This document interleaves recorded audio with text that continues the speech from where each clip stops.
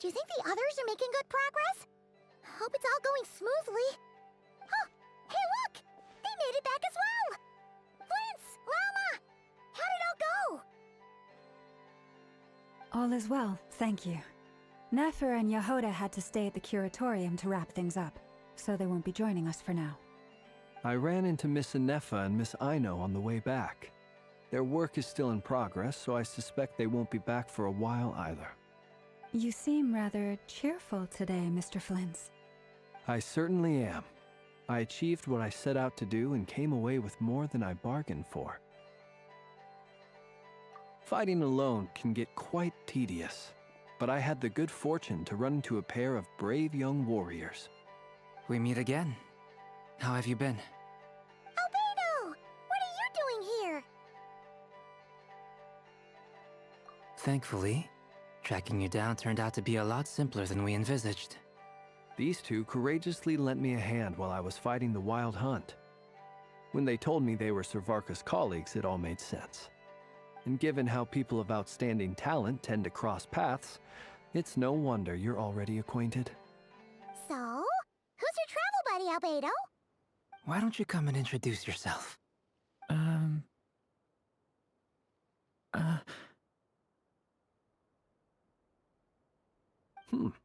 A gentleman of few words, I see. And a rather stern countenance. I presumed you were acquainted with him. Is that not the case? It's nice to meet you. Again. We've technically met before. Wait a sec! You're Minnie Durin! That's right. It's me. I'm glad to see you again. By the way, he says it's okay if you drop the mini. Yeah, I'm not as mini as I used to be. Interesting, isn't it? The first step towards blending into human society appears to be reflecting on whether one's name really reflects who they are. Wow! You look so different! In a good way, of course. It's great to see you looking so healthy. Thank you, Paimon. And although you're as mini as ever, I understand that diminutives don't always convey endearment. I'll be sure to simply call you Paimon as a sign of my great respect for you. Wow! You're such a smooth talker now. Paimon could get used to this. From now on, you may refer to her as your esteemed guide, Paimon.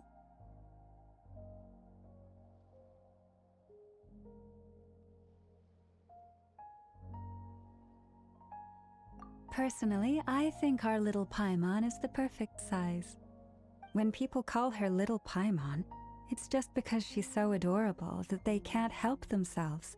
If that's not a sign of endearment, what is? You're absolutely right, Miss Lauma. My brother still has a long road ahead of him when it comes to understanding human relationships.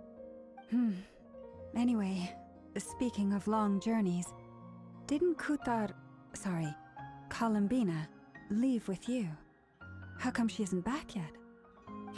She's been catching up with old friends. Wouldn't be surprised if she stopped for a cup of tea or 10 on the way back. Uh-oh. People are talking about me. Hope it's nothing negative.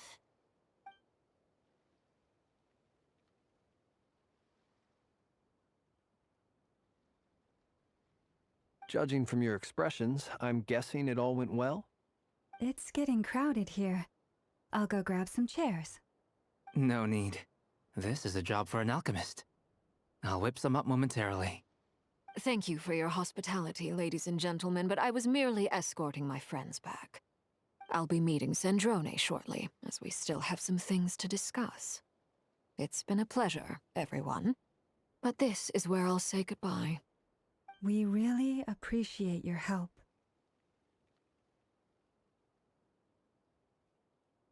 Oh, come on. Spare the formalities. I'm just glad I could help out some true friends. I understand. Well, bye for now, Harlequino.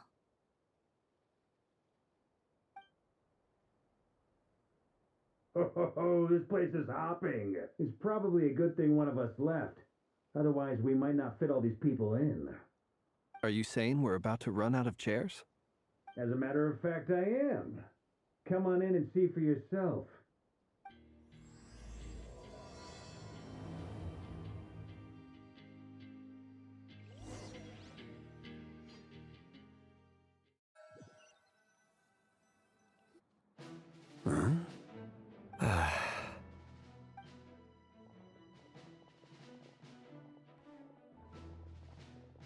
I overheard your little chit-chat outside, by the way.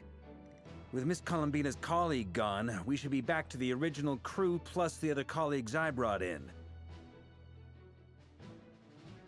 Though, it looks like we have another new face.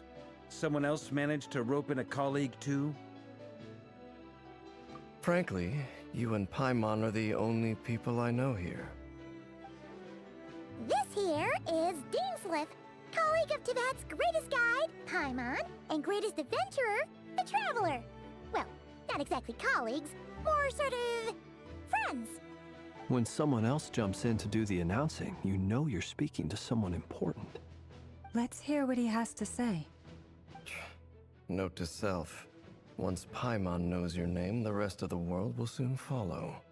When he comes looking for us, it's usually something important. Paimon's guessing you've heard about the Wild Hunt, then. From the looks of it, you're about to hold a meeting. If I were to say that the Wild Hunt is our mutual enemy, would that earn me a seat at the table? As the saying goes, the enemy of my enemy is my friend.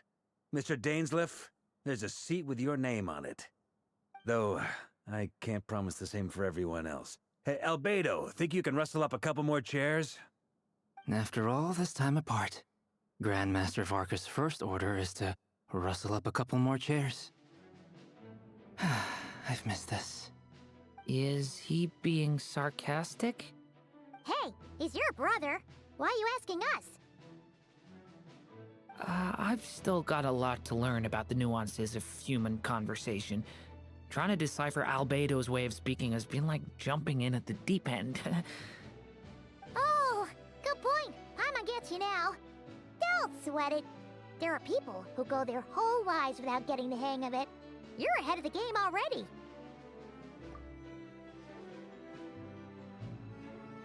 I wonder what's taking Neffer so long. Perhaps you should go and check in with her. If anyone can hurry her along, it's you. I just got back from the curatorium. Besides, aren't you curious to see what's taking her so long? Miss Neffer doesn't strike me as the type to share secrets. And since gathering intel is her specialty, I'm guessing she'd prefer to keep her methods confidential. Under such circumstances, would it not be tactless for me to impose? Oh, but it's fine for me to impose. What can I say? You have an unrivaled ability to garner people's affection, Miss Moonchanter. Besides, you have far more in common with her than I do. All right, then. Impressive. She barely fought back at all. I admire your powers of persuasion, my friend. As I'm sure Miss Lauma will realize soon enough, the trick in life is to always pitch in with other people's responsibilities so that you can be selective with your own. Another trick is to simply hide in the background. Spoken like a true sage. Anyway, looks like we've got some time to kill before the meeting. Let's take a little breather, folks. And feel free to chat amongst yourselves. We'll get down to business once the other two arrive.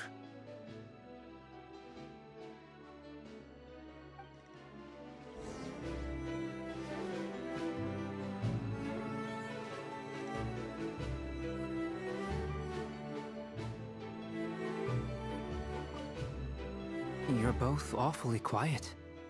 Why don't I start us off with an icebreaker? Much obliged.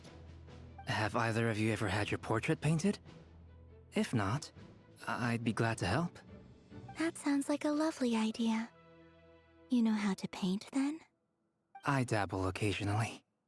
He's an excellent painter. Tables, chairs, people, dragons, you name it. He'll paint it for you. I'm flattered. If I ever get the chance, I'd like to give it a try myself. I'll bear that in mind. Anyway, how about you, Durin? What sort of portrait would you prefer? Oh, I'd be fine with anything. Whatever style feels best to you. Very well. Then I'll play it by ear. You can replicate any style I want? I can try. If you show me a sample, I'll do my best to match it.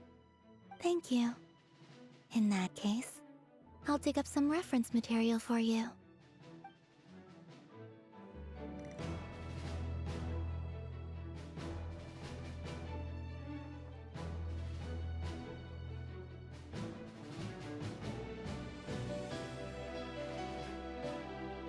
Is there something you'd like to say to me?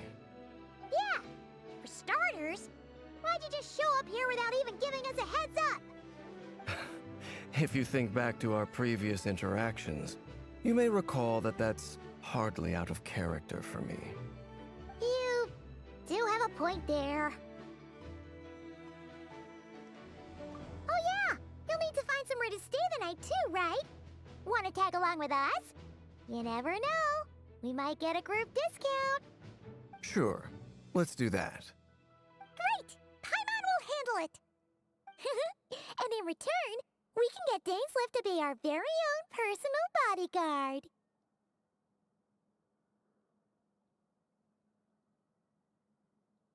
If that's what you had in mind, you should have said so sooner. I'd be happy to help. Oh, okay then. Paimon was only kidding, but good to know. Anyway, since we're all here together, we might as well watch each other's backs. That's just what friends do, right? Indeed.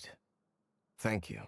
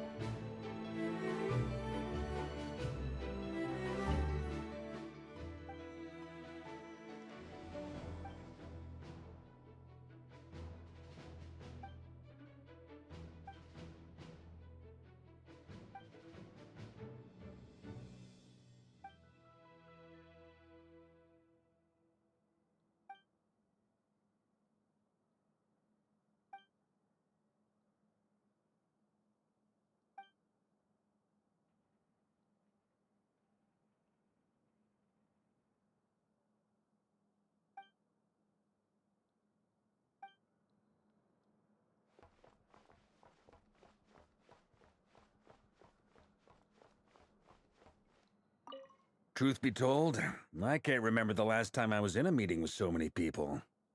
You're not alone there, my friend. The Lightkeepers also struggle to bring everyone together for a serious discussion. I don't doubt that. I've only ever met two Ratniki, one being you, and the other being that young guy, Itlua.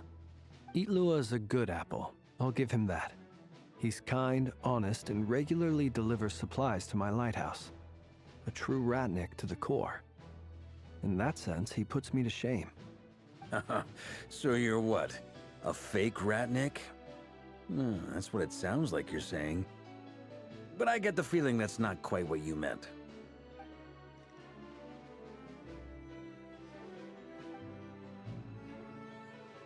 Come on, why the awkward silence? Sorry. I'm not even gonna bother trying to hide it. You've known all along, haven't you, my friend?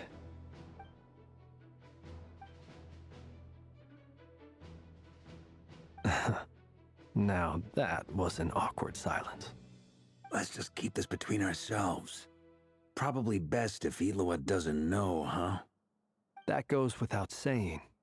Gotta be careful what you share with youngsters, after all. Anyone else in the know?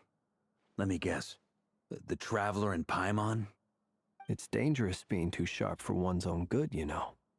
Then, in the name of the Animo Archon Barbados himself, I swear your secret's safe with me. When we went for drinks, you said that you and Barbados were practically best buds. In the light of that claim, do you really expect me to take your oath seriously? Of course. Just as long as you don't go spreading around the fact that I'm close with Barbados, all right? Fair enough, then. Nothing like a bit of mutual leverage to seal the bonds of friendship.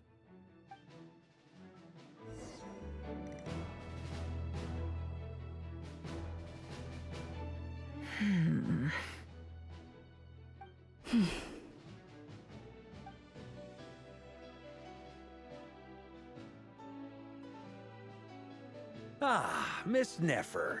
You made it after all. But what about Yehoda? I'm here to give you an update on how things are going on our end. Once this is over, I'll be heading straight back to continue my work. I left Yehoda back at the curatorium to watch over things while I'm gone. Huh. So much for just this once.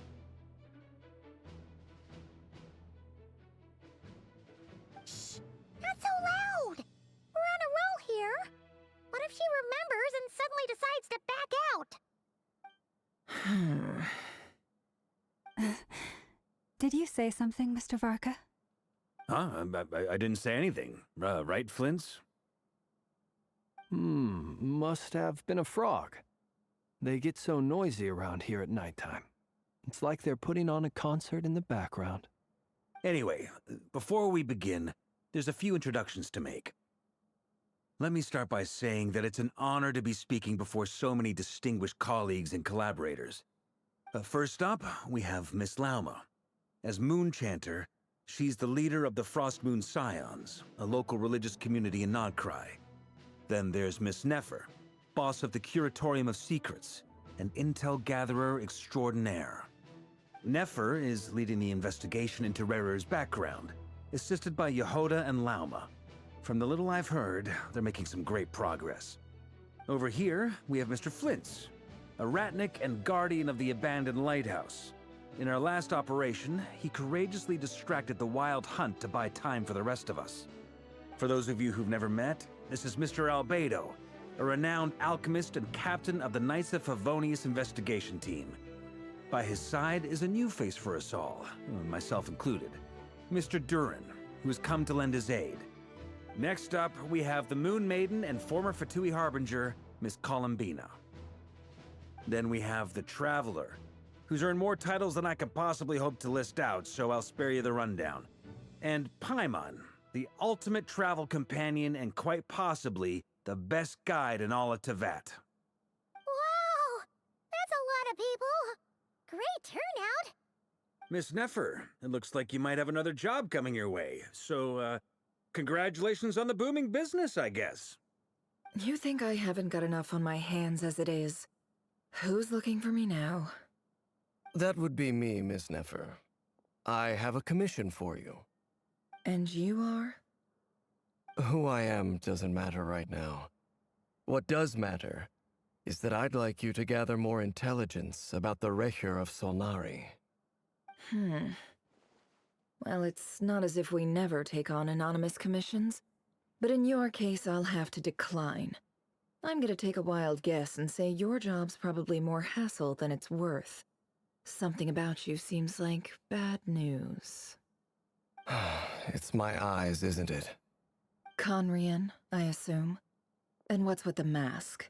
Are you trying to hide your identity? In any case, the fact that you're even still alive raises an awful lot of questions for me. My name is Dainsleif. And yes, I am from Conria. As I'm sure you're aware, the Recher of Solnari's real name is Reri. He was once an acquaintance of mine. Really? Then you must have been quite an influential figure yourself. You flatter me, but none of that matters anymore. My point was simply to clarify why I have asked Miss Neffer to investigate Rerir's background. So you're both from Conria, and it sounds like you used to be friends. What am I missing here? Surely you already know how he became one of the 5 sinners. I'll tell you everything I know. The history of Conria, the names and identities of the 5 sinners. I remember it all like it was yesterday. I have never spoken openly of this before, but the truth was exactly as people say. The 5 sinners were each driven by their own desires, and it was by playing upon these that the Abyss tempted them to their fall, tearing Conria apart in the process. The visionary, Vedafenir, who wished to foretell the future. The wise, Nod-Krае, who sought limitless knowledge. Gold, Reyndottir, who desired to create life. The foul, Surtalogi, who pursued supreme strength. And last, but not least, Raker of Solnari, Reri, Ravager of the Moon. Of the 5, Reri is the only one who remains a mystery to me. He never harbored grand ambitions. So what changed in the space of a single night? How did he come to fall like the others? In other words, you're saying that his change came as a shock to you, and you have no idea what actually happened? That's right. You mentioned how the Abyss tempted them, which led to their fall. But what did that look like in practice? And what other context can you give me about the events of that time? The more detail you can give me, the better. Strangely, now that it comes to it, I hardly know where to begin. The fateful night took place during the era of the Eclipse Dynasty. One day, my elder brother, the visionary, Vedafenir, was summoned to the palace by the Vinster King, only for the king to gouge out his eyes and cast him into the dungeons. When I came to hear of this, my fury knew no bounds. I gathered together every ally I thought I had, and together, we set a night to storm the palace and free Ved. Centuries on, the memories of that night still haunt me like a never-ending nightmare. We broke through the palace gates, just like we had planned, each striking towards our separate targets. But then, I was betrayed. Even Vedafenir, the very person I had come to rescue, abandoned me and partook of the Abyss's power. So, it's personal after all. Then tell me, Mr. Dainsleif, what price are you willing to pay? You, of all people, must know that nothing comes for free. I cannot say what price would be worthy of such a commission. But know this. Reri was not always a madman. Believe it or not, there was a time when he was just an ordinary man, working for the Conrian Intelligence Service. Uncovering the truth of Rerir's past is the only way to unravel this mystery. But before you decide if you will accept my commission, I will tell you more about him. Enough, I hope, to help you plan your next move. Sounds pretty good to me. Feels like we just flagged down a random passerby, only to discover he's actually a master strategist who has a score to settle with our enemy. Can I borrow your halo? It could be useful in the lighthouse. Hey, enough with the wisecracks! Besides, isn't that lamp of yours bright enough already? Relax. It was meant to be a compliment.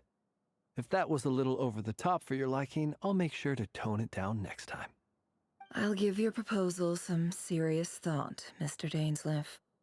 Let's speak in private once the meeting is over. Before that, there's a few things I'd like to share.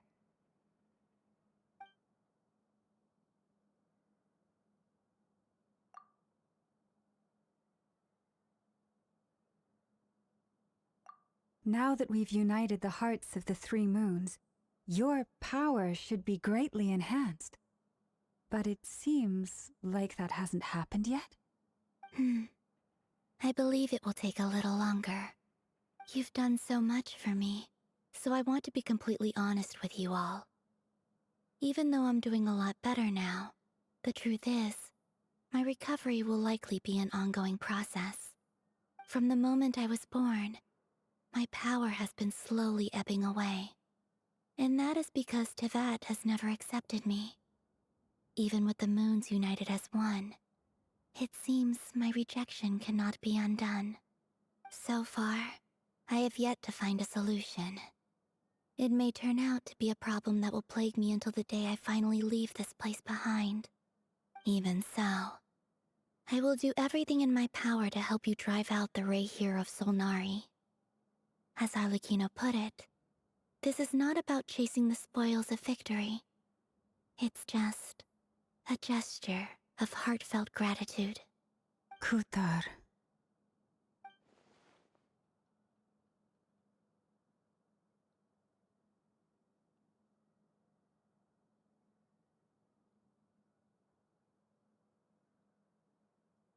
Defeating the Rei of Solnari will be no easy task. While my strength slowly recovers, we'll also need to gather more intel. Naturally. We should take all the help we can get if we hope to defeat him. We've considered several viable plans now, but our choice hinges on the answers to a few key questions. Is it even possible to kill Reri? What experiences shaped the person or monster he became? And what's he really after? Given Albedo's expertise in alchemy, I think we should leave him to try and answer the first of these questions. Understood. As for the other two, I'm afraid we'll have to count on you again, Miss Neffer. Believe me when I say it's not my wish to burden you. But right now, relying on your skills is our only option. So you're placing all your hopes on me, huh? We can't thank you enough for agreeing to help us. Honestly, I can hardly believe how lucky we are. You sure have a talent for changing your tune, Miss Moonchanter. Timid like Yehoda one moment, then flinches insincere flattery the next. Ladies, please. I must object to your portrayal of me. That's all. Feel free to keep bickering. Just pretend I'm not here. I almost don't want to leave this room. I'm curious to see how this plays out. I have faith in you, Miss Neffer. Something tells me you'll stand by us until the very end. Oh? And what makes you so sure of that? What if I suddenly decide that my compensation is insufficient? This isn't about the money. I can sense that you've got a deep-seated distaste for Reri, and knowing you, that alone is motive enough. Look at them getting along so well. Like two peas in a pod. And I'm the one they accuse of insincere flattery. There is no justice. Miss Lauma, you have to understand something. Unlike you, I don't actually enjoy having everyone's hopes on my shoulders. Is that right? Well, maybe the fact that I'm willing to put my hopes in other people says more about me than you. But the fact is, I also trust you. And that's because I know that you're someone we can count on. Anyway, we've got our plan, so let's get moving. Mr. Dainsliff, let's talk. And Traveler, once we're finished, if you've nothing else planned, I'd like you to come with me. This whole experience is teaching me a lot. For instance, I now know that when other issues come up in the future, I'll have far more luck getting Lauma to convince Miss Neffer than trying to do it myself. Hate to say it, friend, but that's one of the funniest things I've heard in a while. Why? You think I've got it wrong? Quite the opposite. But what makes it so hilarious is how long it's taken you to realize.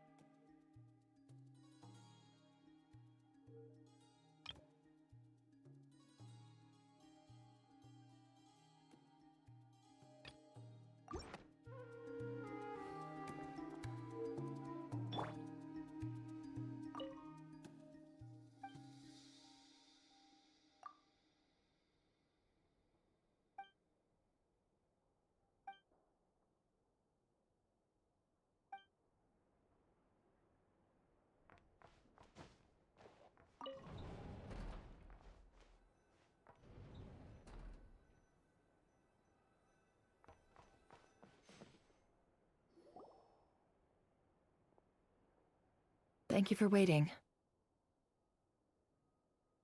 It's okay. We actually used the time to help Dainsliff get a room at the hotel. That's very considerate of you. Now, I trust you share my curiosity about Rerir's past, and you seem fairly familiar with Mr. Dainsliff already.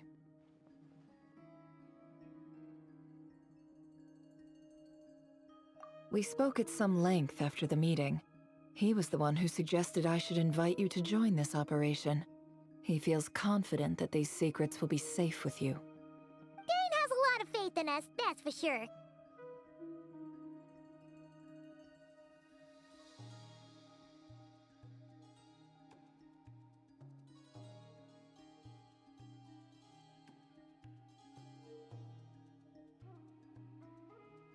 Likewise. I appreciate that you got right on board without interrogating me about why I invited you. It shows that you trust me to explain everything in due course. That's because we know what you're capable of. We appreciate you too, Neffer. You might have been forced to help in the beginning, but this time, it was your choice. That's one way to put it. Another is this, that once a decision's been made, it's set in stone. After that, my only goal is to see it through. Alright, so here's how it is. I'm going to access Rerir's thoughts again using my confidential method. Now, I'm sure you've seen things like this before on your travels, so you're surely well aware of how dangerous it can be. The reason I've gathered you all here is to ensure my safety during the proceedings. I plan for us to enter the fragment of his consciousness together, and once inside, I will focus on searching for information. Think of this as a diving expedition into someone's brain. If I'm the diver, you are my safety equipment, tasked with keeping me alive while I'm under the surface. Once the ceremony begins, we will all be spying on privileged information. But in the interests of safety, you must remain absolutely silent at all times. We will discuss our observations after the ceremony has concluded. Lastly, any individuals of a weaker constitution are advised not to partake in the ceremony. In any case, Paimon has her own job to do, which requires staying in the room but not joining the ceremony.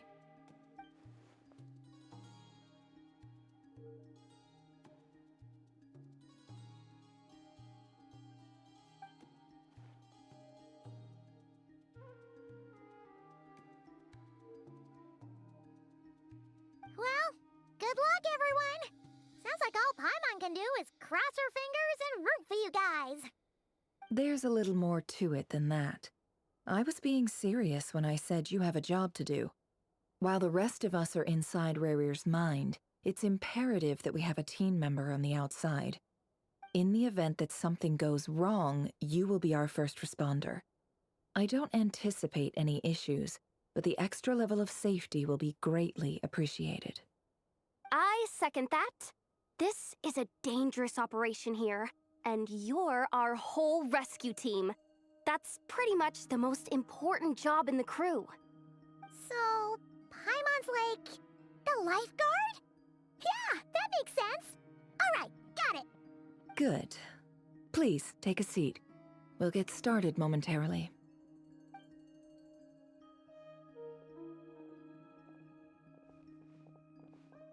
So, did Mr. Dainsliff tell you anything else? He told me that he believes Rerir kept some big secrets in his life. He's not sure that they were the cause of his eventual downfall, but he's asked me to uncover what those secrets were all the same. But surely you're not planning to go through with this, no matter the cost. If you think that, you'd be overestimating me. I'm a businesswoman, not a mercenary. But I do have my own professional reasons for taking this job. You think I'd turn down the opportunity to get a first-hand glimpse into Conrian history? No chance. Well, as long as you don't let morbid curiosity get in the way of safety concerns, we're good. We'll do whatever we can to help you. You're such a killjoy.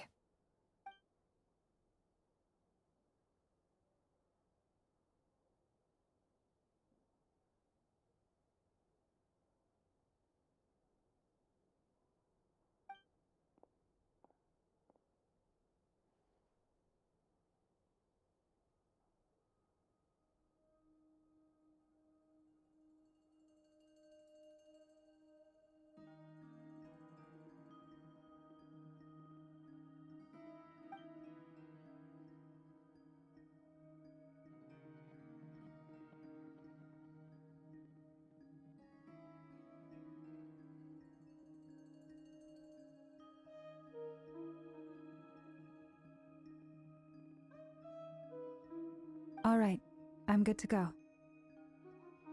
All set over here, too.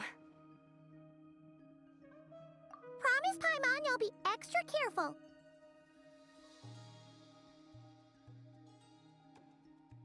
All right. Let your whole body relax. We're about to begin. Close your eyes.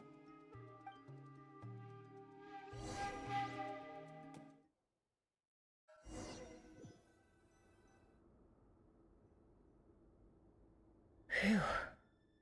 Could this be his office? Pretty standard setup. Bookshelves, paperwork, files. According to Dainsliff, Reri used to be an intelligence operative. Chances are there's plenty of top secret intel stashed away in this room. Is this where you keep your secrets, Reri? Can't say I'm not looking forward to this.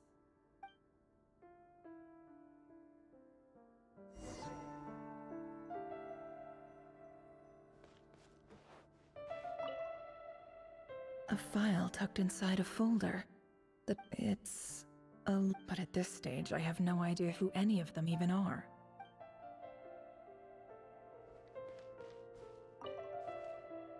Wonder what kind of encryption technique this is.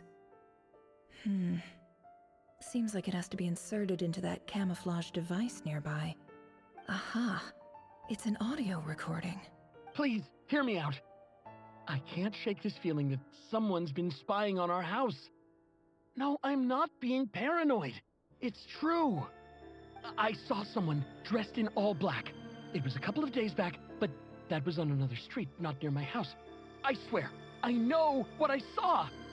There's a note in the margin. Surveillance of the run for their residence has concluded. We apprehended the target and filed the mission report last night.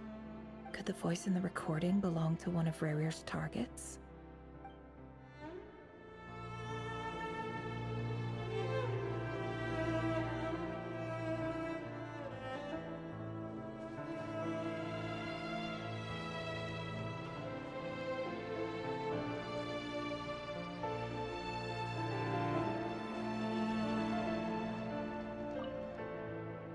Bookshelves full of documents.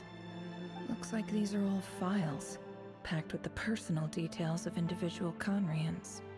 The Crimson Moon dynasty preceded the eclipse.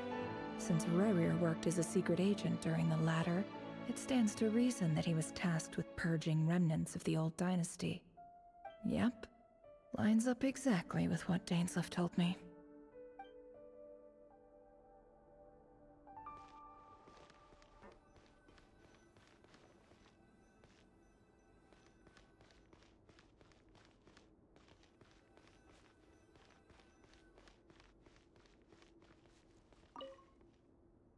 A box containing a ring inlaid with a precious gem. Must be for his girlfriend.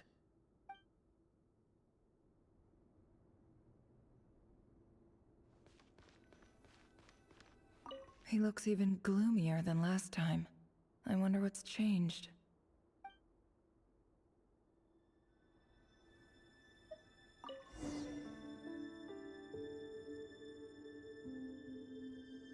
Today's files are in. Time to wade through them, just like usual.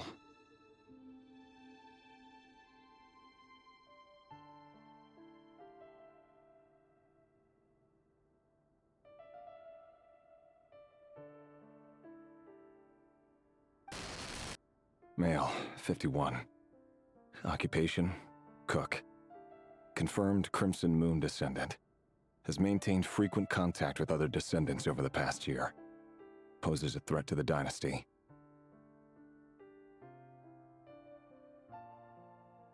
Neutralized.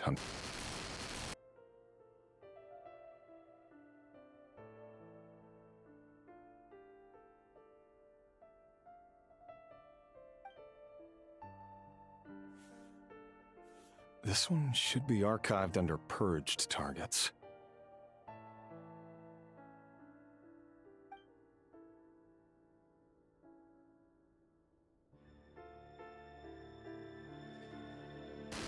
Female, 23.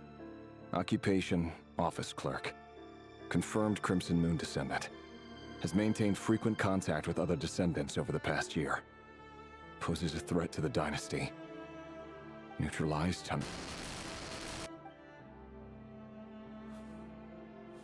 Another one for purged targets.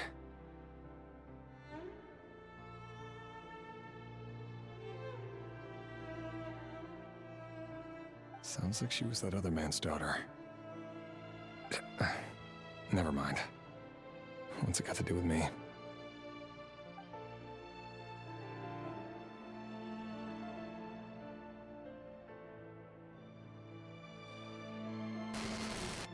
Male, 40.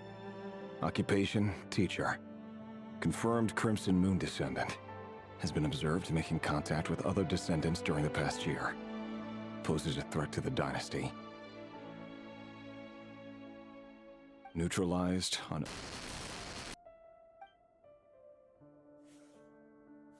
Just another nobody for the archive.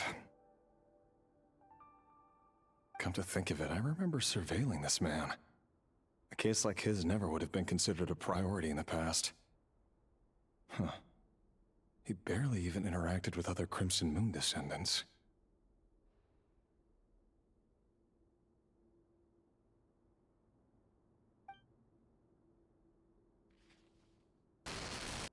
Female, 16.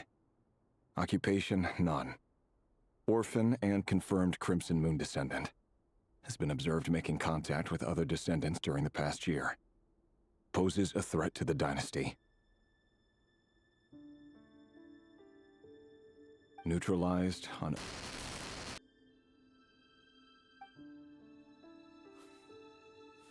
Filed. I have no recollection of this girl.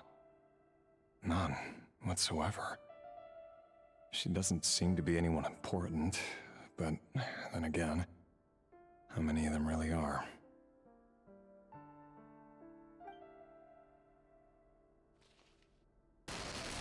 Female, 13. Occupation, none. Orphan and confirmed Crimson Moon descendant. Has been observed making contact with other descendants during the past year. Poses a threat to the dynasty.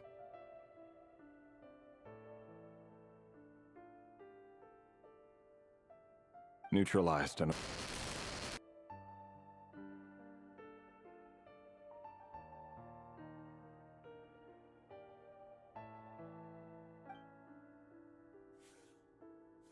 Filed.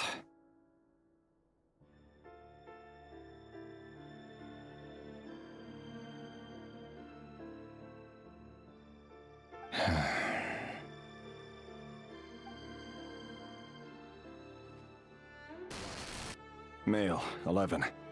Occupation, none. Orphan and confirmed Crimson Moon descendant. Has not been observed making any contact with other descendants during the past year. Poses a threat to the dynasty.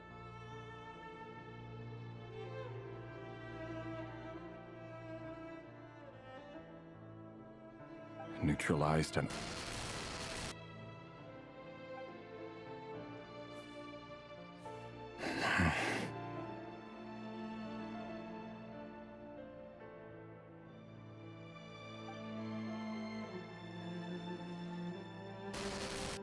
Male. 6. Occupation, none. Orphan and confirmed Crimson Moon descendant. Poses a threat to the dynasty.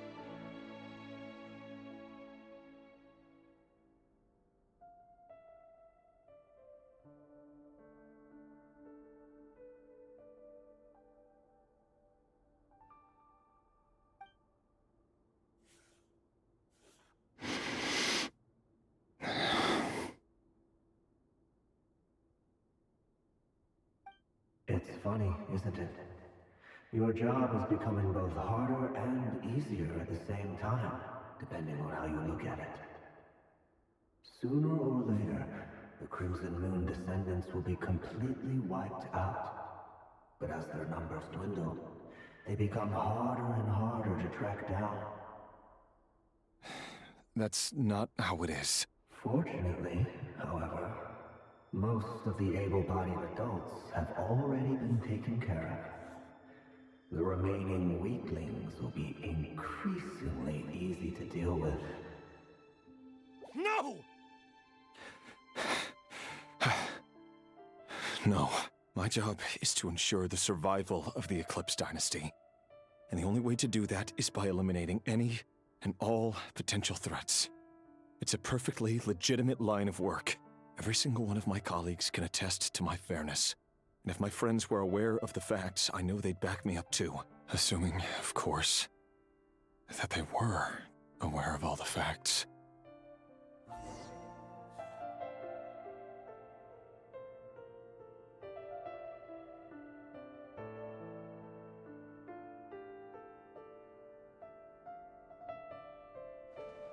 He looks even gloomier than last time. I wonder what's changed.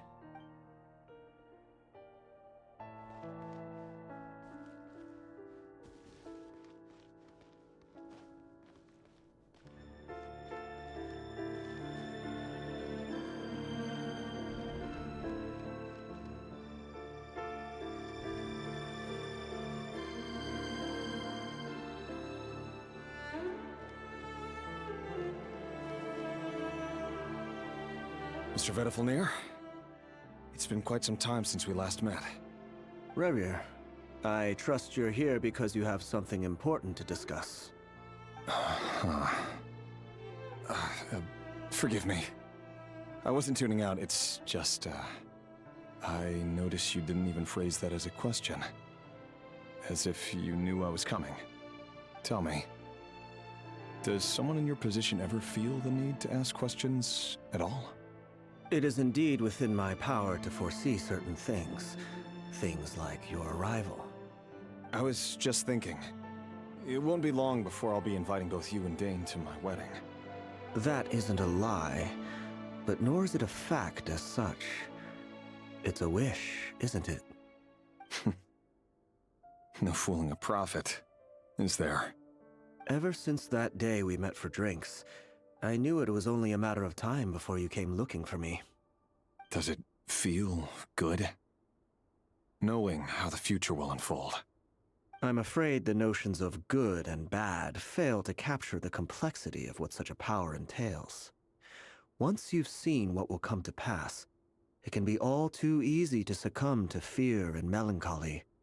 Unless, of course, you learn to abandon these feelings.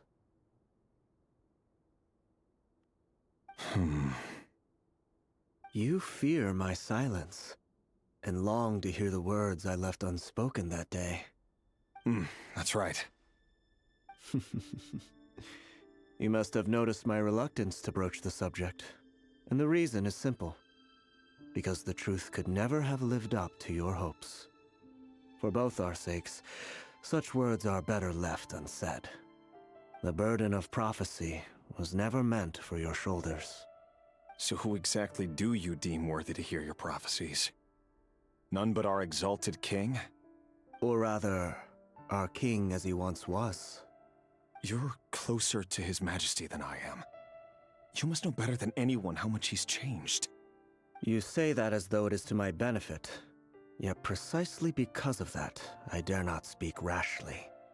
A king can turn out to be the most virtuous of rulers, or a tyrant more terrible than the most vicious of dragons. You are so wise and far-sighted, yet still you would have me live in fear of the unknown? You make a fair point. Especially given my silence alone was all it took to send you spiraling downwards. Very well then. Let me offer you some advice. And I say this not as a prophet or a visionary, but simply as the brother of your friend. For many reasons, there is very little chance of your marriage ending in happiness. If happiness is what you seek, you should find another fiancé.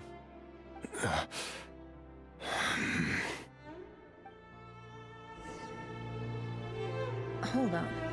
There's that same black fog again. Could this memory belong to Thelindis? Guess I'd better tread carefully.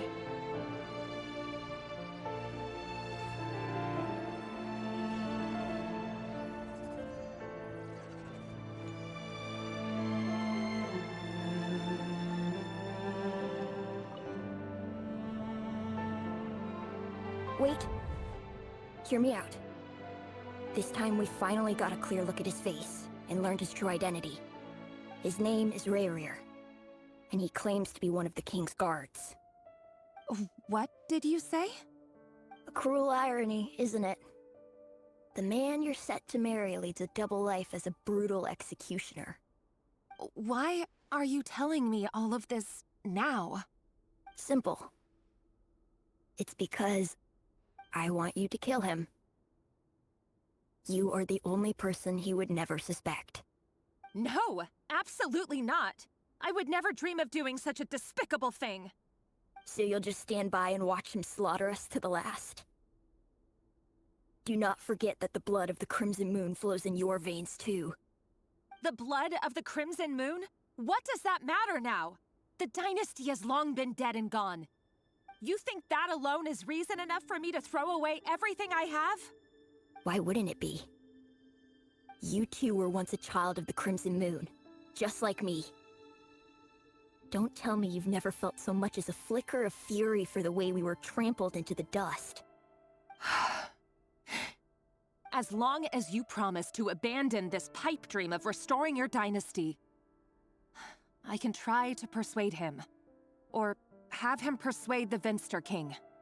Persuade the Vinster King? Do you even know why he's so obsessed with hunting us down? Why he keeps trying to force us to hand over our secrets? Over and over again? Or why we refuse to give up on restoring the dynasty? The Vinster King. A blind fool. His eyes clouded by powers from beyond this world. A petty little man with a miser's heart. And he dares to sit upon the throne? Mark my words. Sooner or later, Conria will fall. And it will be his doing. If you can't bring yourself to do it, so be it. Just you watch.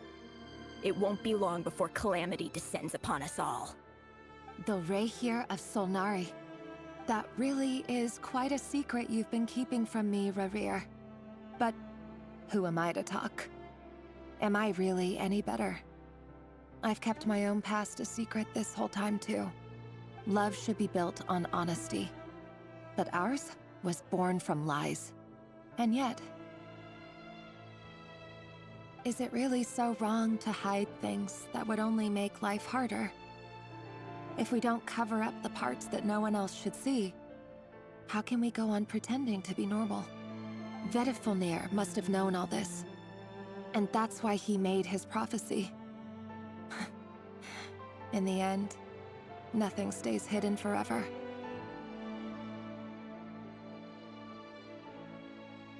But I won't just sit by and watch this disaster unfold. I'll do everything in my power to protect what I cannot afford to lose, no matter who I have to face.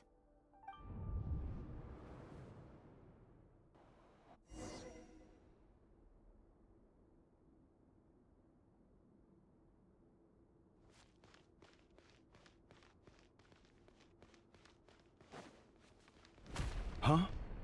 Was that Reri who just walked past the window?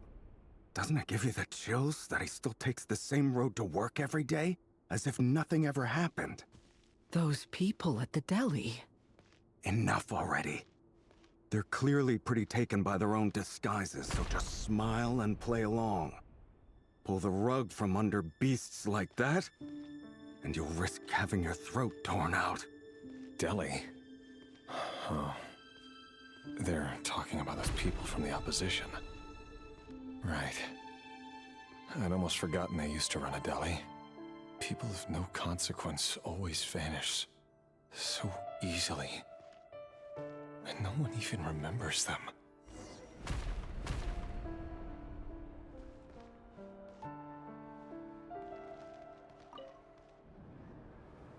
But surely you can see he's not the man he pretends to be!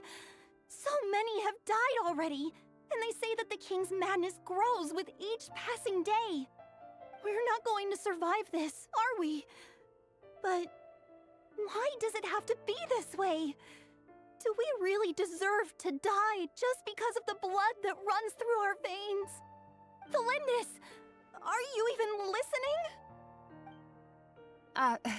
Sorry, Freether. My mind was off wandering. I heard you, though. You're talking about what Reri said. He's just following the king's orders. He's a secret agent, and it's his job to hunt down rebels and dissidents. By the time you first met him, he'd already taken lives. Maybe he was using you from the very beginning. No. Reri has no idea I have anything to do with the Crimson Moon. My family are only distant relatives of the main lineage, and besides, my eyes are perfectly ordinary. Truth be told, apart from my teacher, pretty much no one knows I have any connection to any of it. It's been a long time since my family severed ties. But as Orlog said, who could possibly talk sense into that raving lunatic of a king?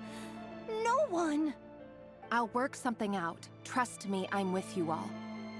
But for now, you need to keep yourselves hidden. Don't let anyone find you, anyone at all. Don't forget that Reri is an Eclipse operative. You need to be extra careful when he's around. And when I am too. For now, don't come looking for me. And if anything happens to me, just act like we've never met. If even you can't escape this, what hope do the rest of us have? But after all this time together, surely he wouldn't lay a hand on you. I won't speak in his defense, nor can I give you a clear answer to that question. But I'll do everything I can to put an end to this.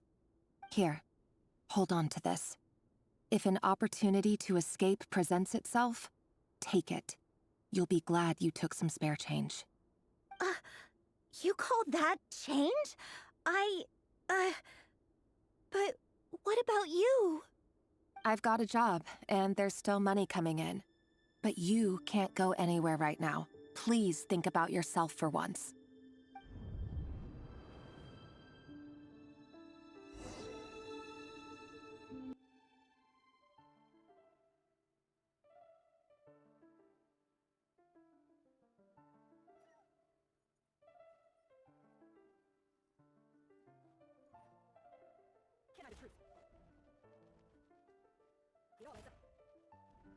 Another day, another round of assassination training. Training grounds just beyond the hidden passageway. When you kill a person, doesn't it bother you when you end up covered in their blood? Why would it? Aren't we all just walking blood bags? But not everyone is accustomed to hunting down others in that prey. You've been hunted for so long now, you seem to have forgotten that most people don't just go about killing one another. Leave me alone.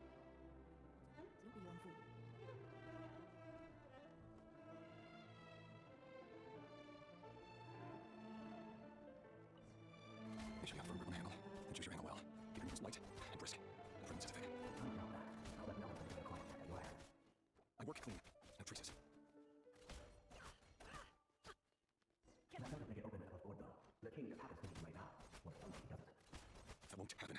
Instead, ever since he fell in the spell of that power, in the beginning, he only had to take out a handful of things. But now... Once I dealt with have always been guilty.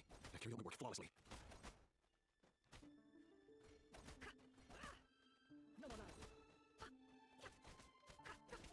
You know why Valindis didn't accept your proposal, don't you? Was it because you didn't trust him? Or... something else? Enough!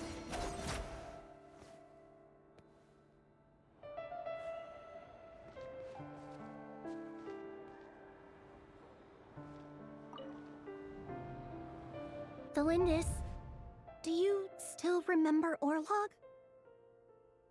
Orlog. The boy who was pretending to sell flowers. You spoke for quite a while, didn't you? Yes, we did. What about him? He was arrested 2 days ago. Chances are he's already dead. He... I just don't get it! After everything he's done, why do you still stand by him? Or does it mean nothing to you that people keep dying? No, that's not... Just hear me out. I need to go now, Thelindis. They're looking for us.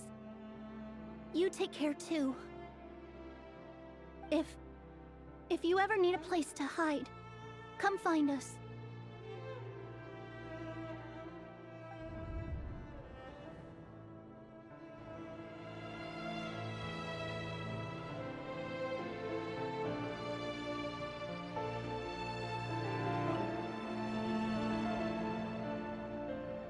Author Thelindis.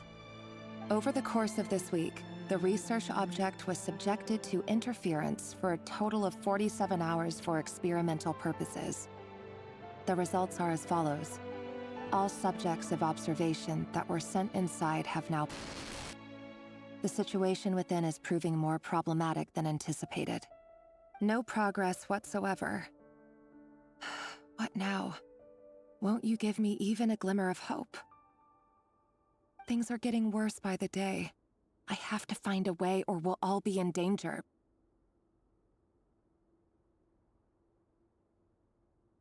But I...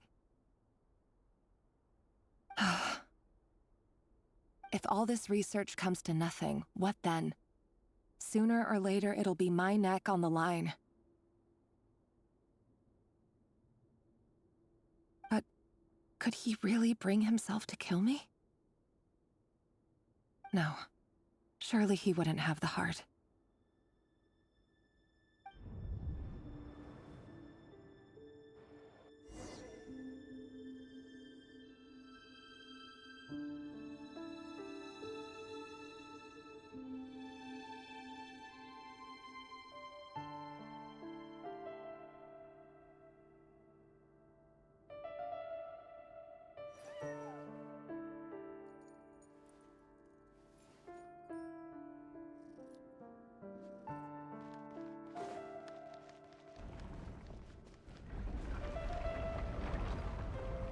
Why won't you just let us go? We don't even know each other.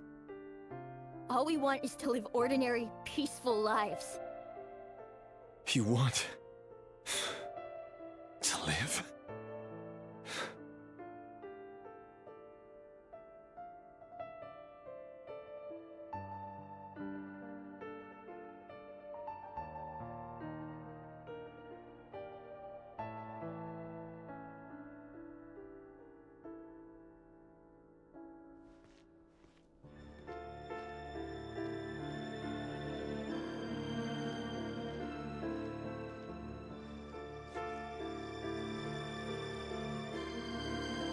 Yes.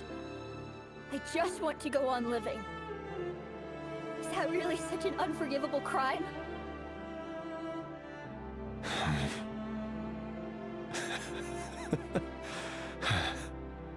You want to go on living.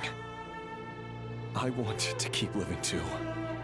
To keep living forever. That's why I have no choice but to continue on the path I'm on. If only some savior would suddenly swoop down and change the way the world is. Too bad that's not going to happen.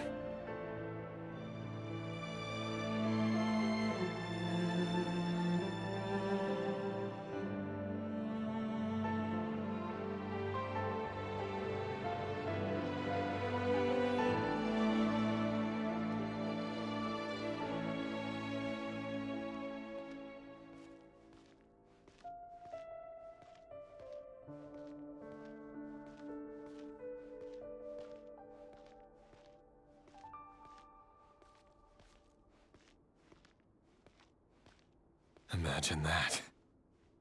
If there really were such a person, you and I wouldn't be standing here like this, would we?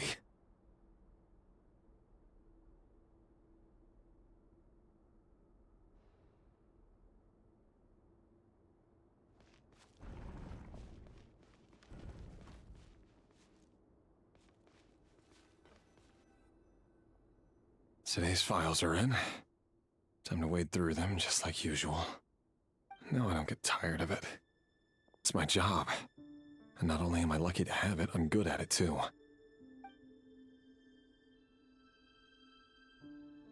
Huh. Wait.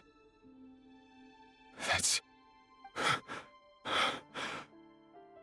Thalindis?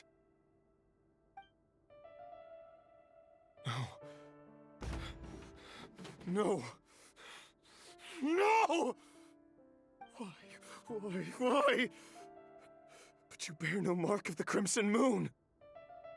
How could you possibly have anything to do with them? It cannot be! A diluted bloodline. Carefully concealed. I see it now. You've been living in the shadows just like me. What a fool I've been. Numbing myself with talk of justice. Even imagining my friends would back me up. But in the end, Irminsul. Finster King! How far are you going to take this? From the direct bloodline to secondary offshoots? And then what?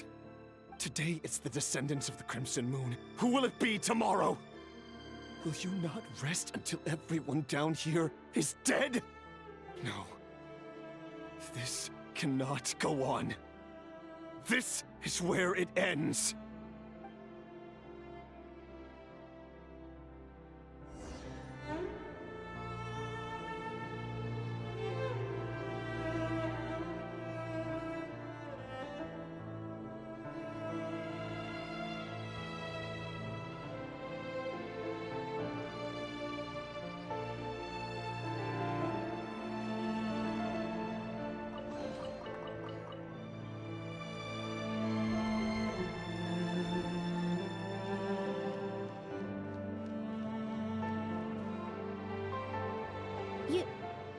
You're really letting me go? I am. As long as you can guarantee that no one will find you. Don't worry, I'll be extra careful. No one will know I was here. But... what about you? Me? If you let me go, you won't be able to complete your mission, will you? Good point. In that case, maybe you should stay. No, please! I just want to see the outside world again. To... Go on living? Yes. I know you're a man of your word. So please, just let me go. If I let you leave, what will become of me? Just kidding. Go, now. But remember, don't let anyone know you were caught. We'll be seeing each other again very soon if you do.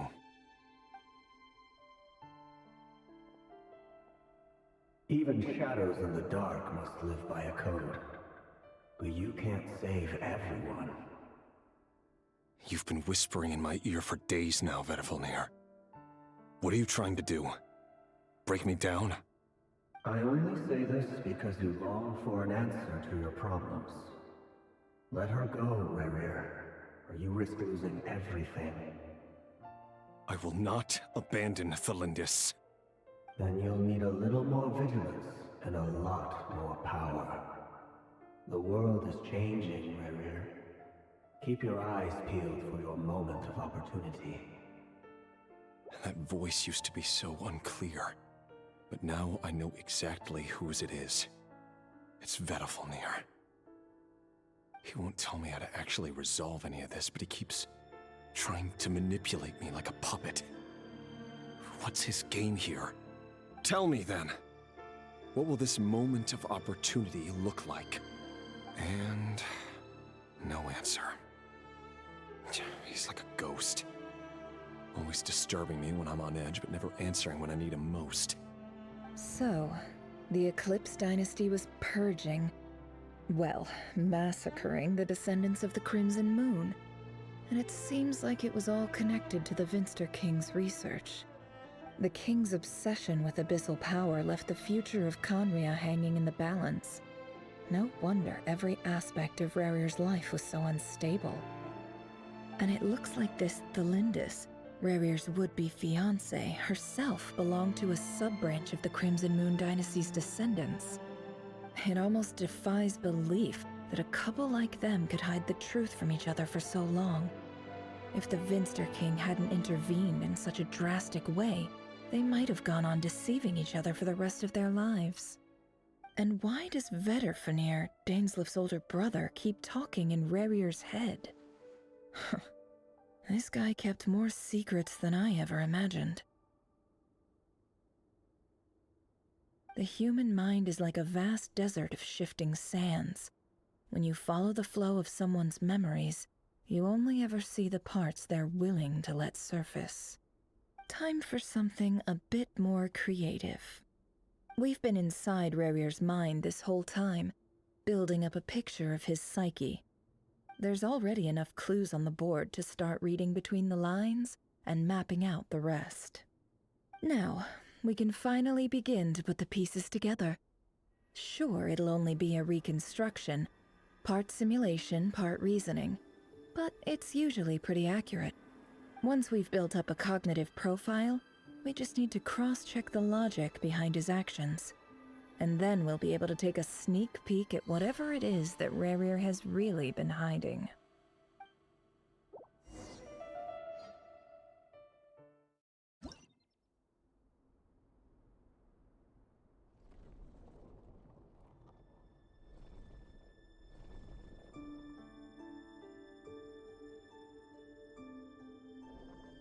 Rerir, are you there?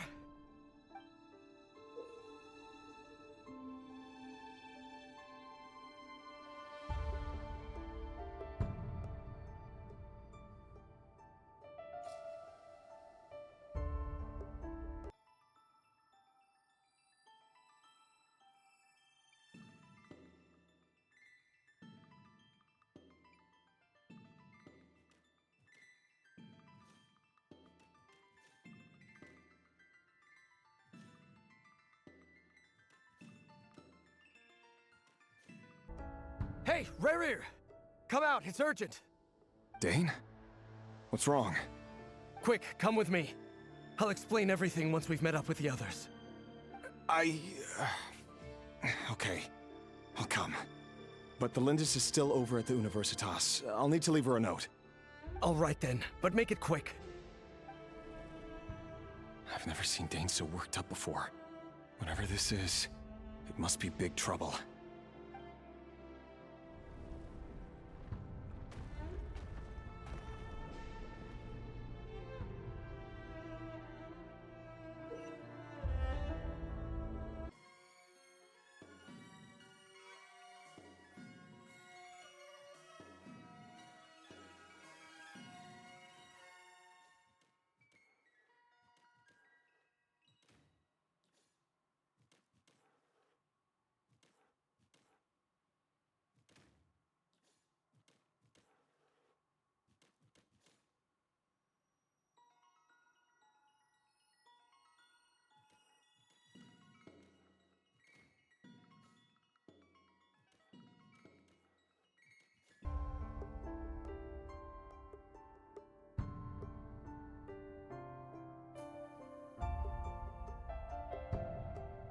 Well, this is a nice change, meeting you all at this hour.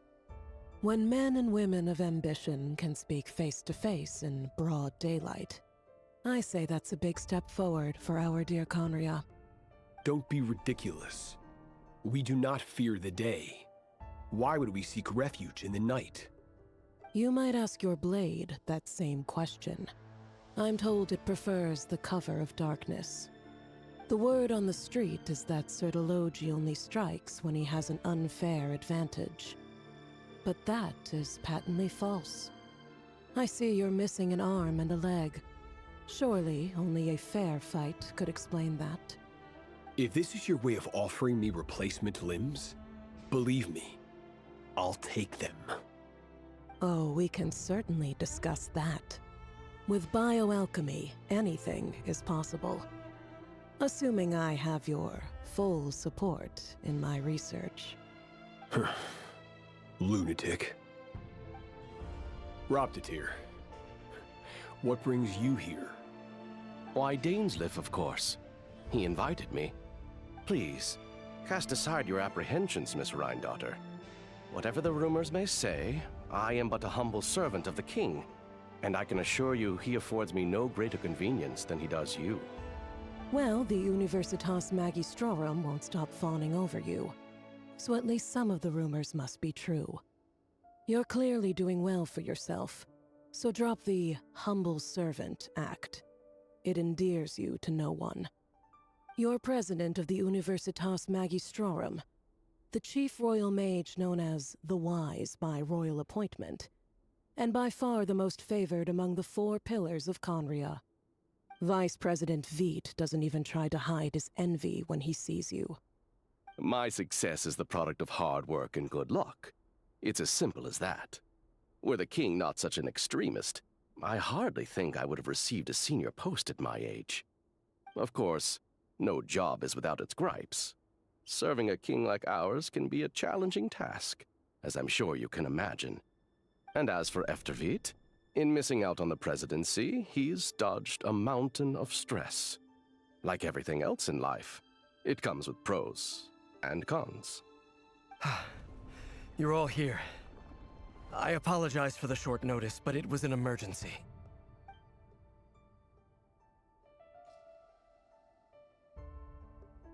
You must be Reri. Mr. Sertologi. Yes, I handled your case file during your sentencing. Nothing personal, of course. I'm pleasantly surprised that you remember me. You're clearly a person of substance if you've been invited here. But Dainsleif, you'd better have a very good reason for convening this little gathering. It's my brother, Vedofenir. After he spoke at the court this morning, the king was so infuriated by his words that he had him blinded in both eyes and thrown in prison. Vedofenir in prison? Strange. I thought the king trusted him and Nod-Krае more than anyone else in the world. Does this mean the king's circle of trust just got even smaller? It has nothing to do with trust. It's about what the king wants, which is as clear as day to anyone paying attention. I simply appease him, because it's in the best interests of the Universitas Magistrorum. And also because you're slimy. Vedofenir, perhaps less so. But still, a visionless visionary? It rather inclines me to think that qualifications are not what get you ahead in Conria. Do you honestly think this is an important discussion to be having right now? Dane, what are you planning to do? Rescue Vedofenir, I assume. Correct. It will mean storming the palace by force. Tonight. I need all of you on my side. That's far too dangerous. And don't forget, Dainsleif, you're captain of the Royal Guard. You swore an oath to the throne. You've been planning this for a while, haven't you? I have no desire to commit treason. But whatever critique the king may have of Vedofenir, disfiguring your most loyal subject for putting the best interests of his court and nation first, this is not the conduct of a wise ruler. My blade will force the king to see the error of his ways. So, Vedofenir's prophecy enraged the king. I'm sure it wasn't what he wanted to hear, but if he won't take counsel even from the visionary, that is deeply troubling news.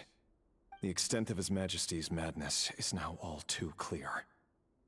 The question is, how does a man like me get out of this situation unscathed? You have noble ambitions, Dane, but I'm afraid they don't do much for a guy like me. I'm not interested in saving the world. All I want is a letter of pardon. A letter of pardon?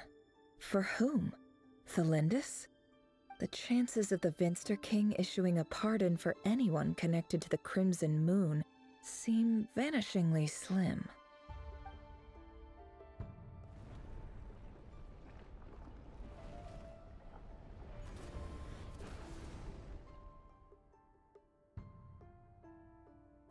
This black fog over the board must have some connection to Thelindis. But why is it taking this form? Does it have something to do with Rerir's past? Another mystery I'll need to unravel.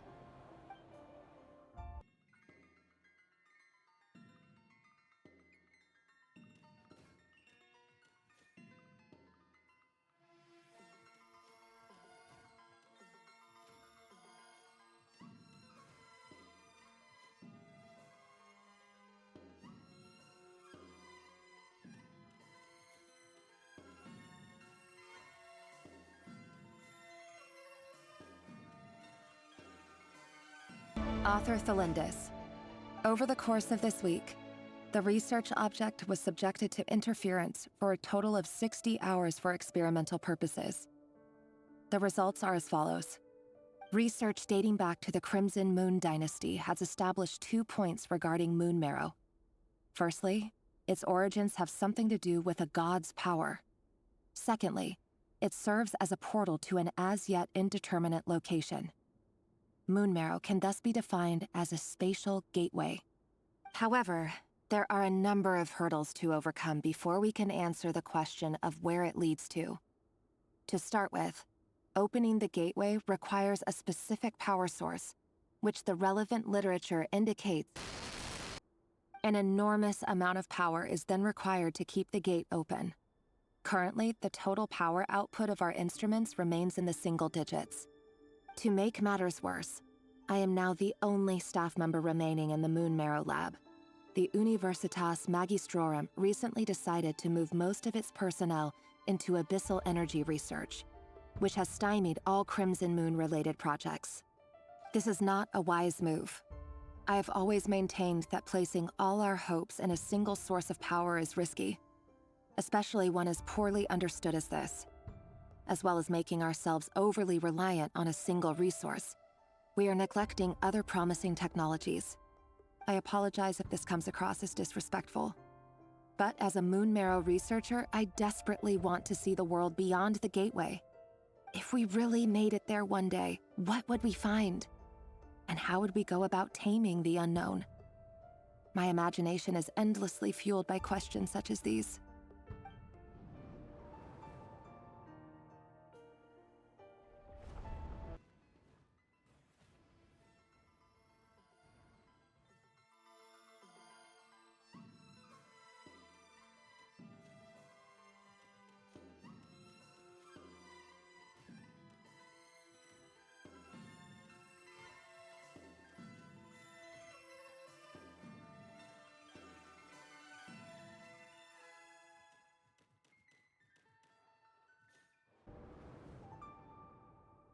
This is for you. I heard you're gonna leave the city with your parents. Thelindis, did you hear about what happened? I've heard nothing. Reri got back very late last Friday, and he was acting a little unusual, but he slept pretty well, so I'm guessing whatever he did was a good deed. You never saw him, and I don't know what he did. And this conversation never happened. You understand? What if he finds out that you pried into his secrets? Don't be silly. I don't know what secrets he does or doesn't have.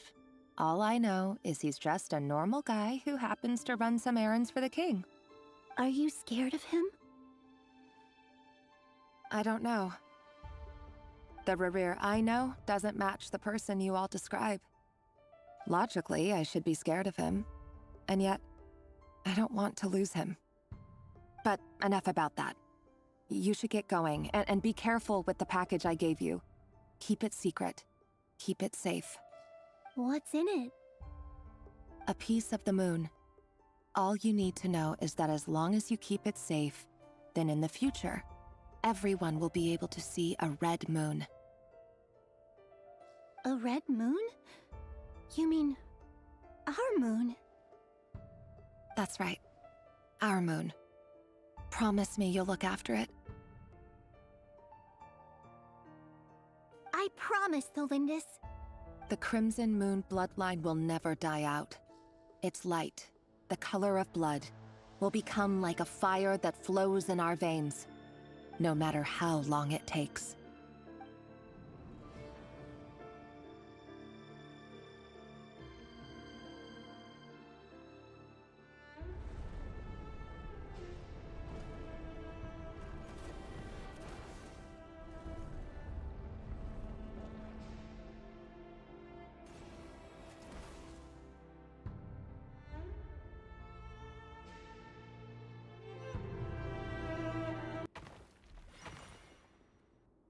Hurry, everyone, and stick to the plan.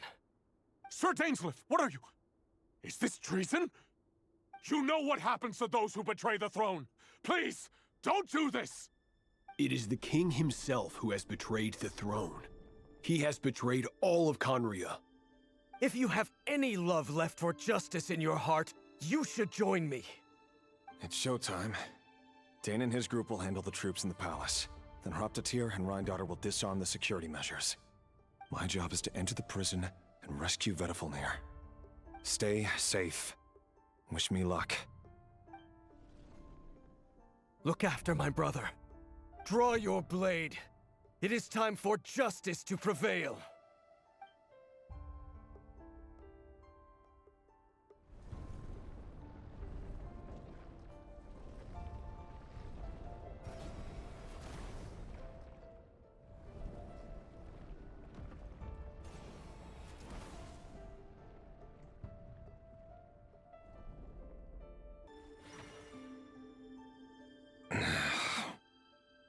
This place is filthy. And the smell is abominable. Clearly, the king doesn't allow his prisoners a single shred of dignity. This is dire. Found you. Hello, Mr. Vedifalnir. Ah, it's you. Surprised? Oh, wait. I guess surprise isn't an emotion that prophets feel very often. I certainly felt some surprise in the moment when I was blinded. Surprise at the king's sheer ignorance. Surprise at just how unfairly this world responds to words of earnest remonstration. I'm curious. What did you prophesize this time? It wasn't a prophecy. It was a word of warning. Someone had to say it. The king has forsaken all reason in pursuit of his obsessions. I simply told him that if he continues on this path, Conria will surely fall. But he didn't listen. Worse still, he stabbed you in both eyes and locked you away. Dane asked for my help. The court is in complete chaos now, but I'm sure you predicted that. Everything is transpiring as I foresaw, yet I am powerless to change it. Fate is an immutable force. I can but lament as the inevitable unfolds. I do wonder whether giving a man the power to see the future does nothing more for him than slowly crush his spirit. Forgive my curtness, Vedifalnir, but the king did not suddenly turn on you today. His suspicions have been brewing for a long time. You can't have wisdom beyond the reach of your fellow man without attracting his fear and suspicion. There are things the king does not want to see. So, he doesn't want you having visions of them either. He blinded you because he thought this would make the visions stop. He wasn't entirely wrong. I did indeed lose my power to see the future. Right up until... Until what? Just now. I believe I saw something new. Well, tonight could go a lot of different ways. 5 of us banded together to storm the palace, also we could rescue you. This will go down as the most tumultuous day in Conrian history. I sense hatred in you. But also hope. A desperate hope that with the tyrant deposed, that will be the end of the story. But this is not the end. It is the beginning of a new chapter, in a whole new story. There are many men of honor and courage in this world, Reri. But you are not one of them. You're not here for justice, are you? You're here for yourself. Is that a dagger? Interesting. Why not the polearm? It was always your weapon of choice. With your abilities, I don't doubt that you were able to recover some of your sight. But I also doubt that you want to make an enemy of me right now. Of course not. We're on the same side, aren't we? We could be. But I need you to be honest with me, Vedafilnir. At this point, you're my only hope for the future. You mean your future? With your beloved, Thelindis? Yes. And I know there are bigger things at stake here. A dynasty, a nation, maybe the entire world. But forgive me, I care first and foremost about myself. I can't abandon the one I love to save myself. I just can't do it. But you see a broader picture of the future than I. You see the solutions to the biggest problems of our age. So tell me, what is my solution? What's the answer? In matters of fate, answers are either right or wrong. What will be and what will not. Maybe you are willing to pay a certain price in the pursuit of happiness, but unfortunately, fate does not negotiate. That is the cruelest thing about fate. It is unmoved by your sacrifices. That can't be true. I know it's your voice that I keep hearing in my head, urging me to see how the world is changing, to seek more power, so I can protect the things I love. You show me disaster, but you won't show me how to avoid it? Why? Why are you doing all this? My voice. In your head.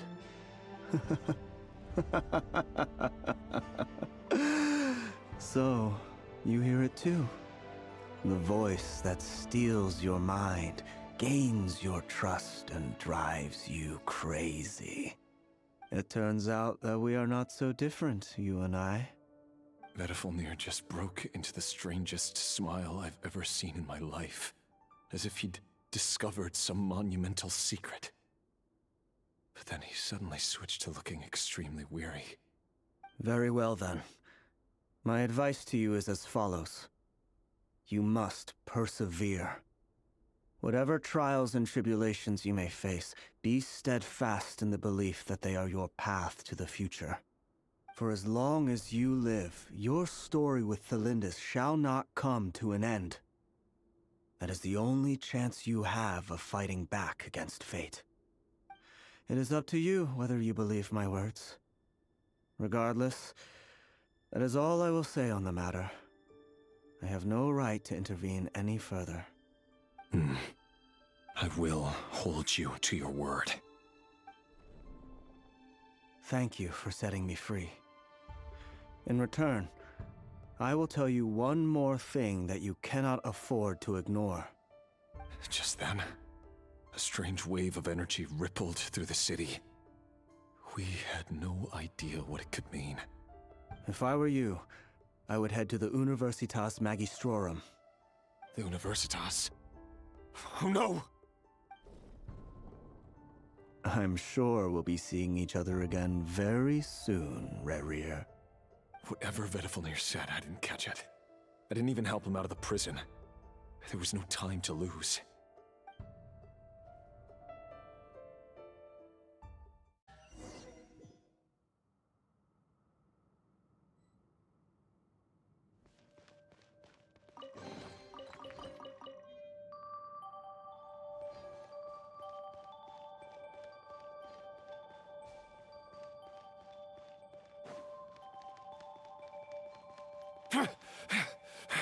Monsters? Is this Reyndottir's doing? Or the Universitas Magistrorum? Out of my way! Let's see what you're made of. The Universitas. That reminds me of a rumor I once heard. Allegedly, the king installed secret mechanisms in the palace and around the city. No one knows where they are or what kind of power they hold. But if they were ever gonna activate, it would probably be on a night like tonight. Help! Help! Hold on! Don't let them anywhere near you! Save me! I can't! Ah! That sounded like an explosion. So, the rumor is true? The king really went through with it? What other means does the king have at his disposal? They must run on power from the Abyss. And given it's a major center of Abyss research, anyone over at the Universitas will be in grave danger. I have to hurry!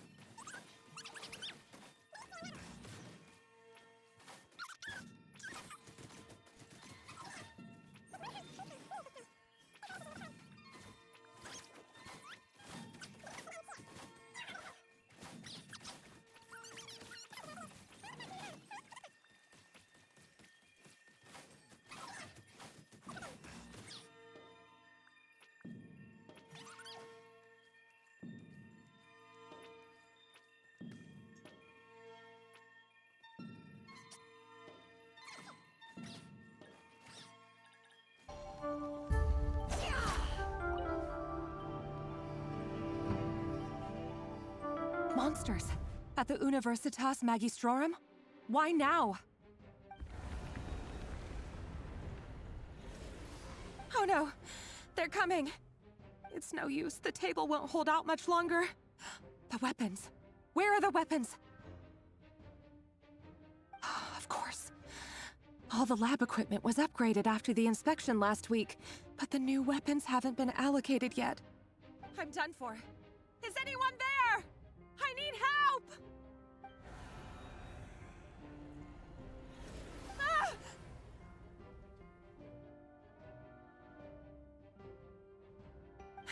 Stay back! Please stay back! Please!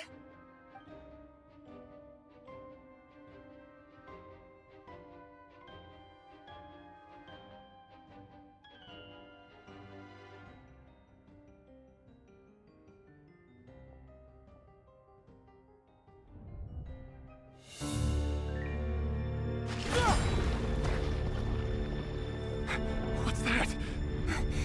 Reri! So the rumors about your work are true. What? No! Listen, something happened at the palace tonight. We have to leave! You don't need to lie to me anymore. What do you mean? I know why you're worried, and I will respect the decision you've made. But it's okay, because I found a solution. I know how to end all this. You can have it back. The normal life you so desire. But until then, I'm afraid our wedding will have to wait. Cylindus? No, don't do it! Cylindus! Cylindus!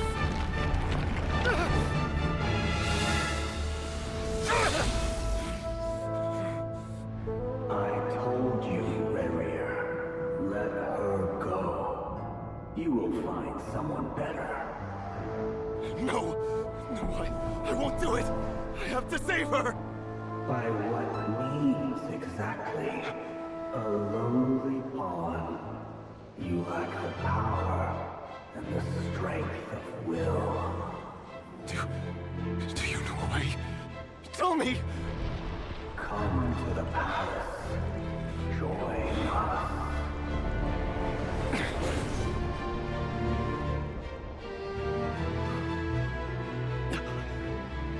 Reri, thank goodness we... Step forth and take your share. You made it. Not you too.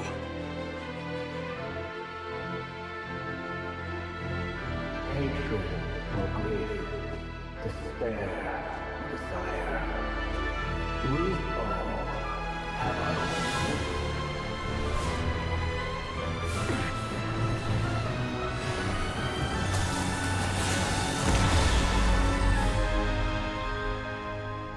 Reri.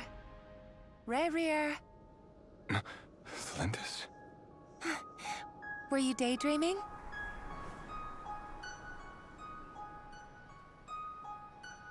You still remember, Reri? That question you asked me a couple of weeks ago? Oh. You mean the proposal? Yeah. I'm wondering, where do you think would be a good place to discuss it? Maybe in the garden? Or were you thinking a fancy restaurant? It's your choice.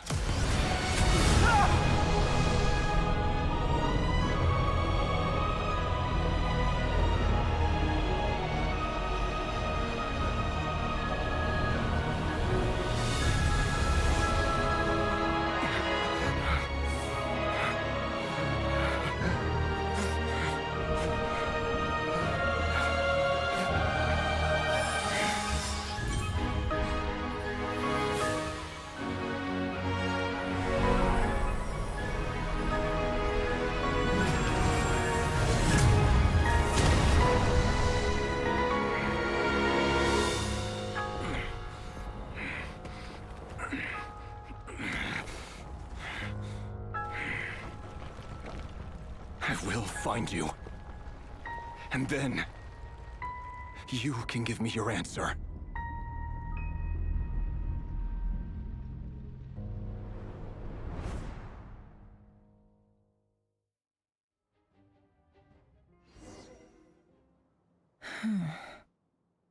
So that's how the Raker of Solnari was born. A monster created by circumstance is a monster all the same. Viewing other people's thoughts for too long can get uncomfortable. Right now, I'm feeling a strong sense of loathing. In a nutshell, the story of Conria is what happens when the truth falls by the wayside. Everyone tells little white lies, and before long, you have a huge pack of lies that destroys everything. Phew. Time to get back. His past is filled with sorrow, but the tale of any fallen civilization is one of endless tragedy. Cruel as it may be, that was Conria's fate.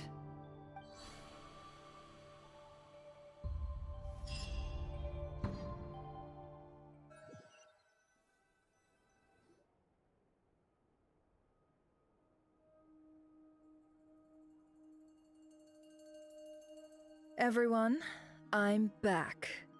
Can I get a standing ovation? Neffer! How are you holding up?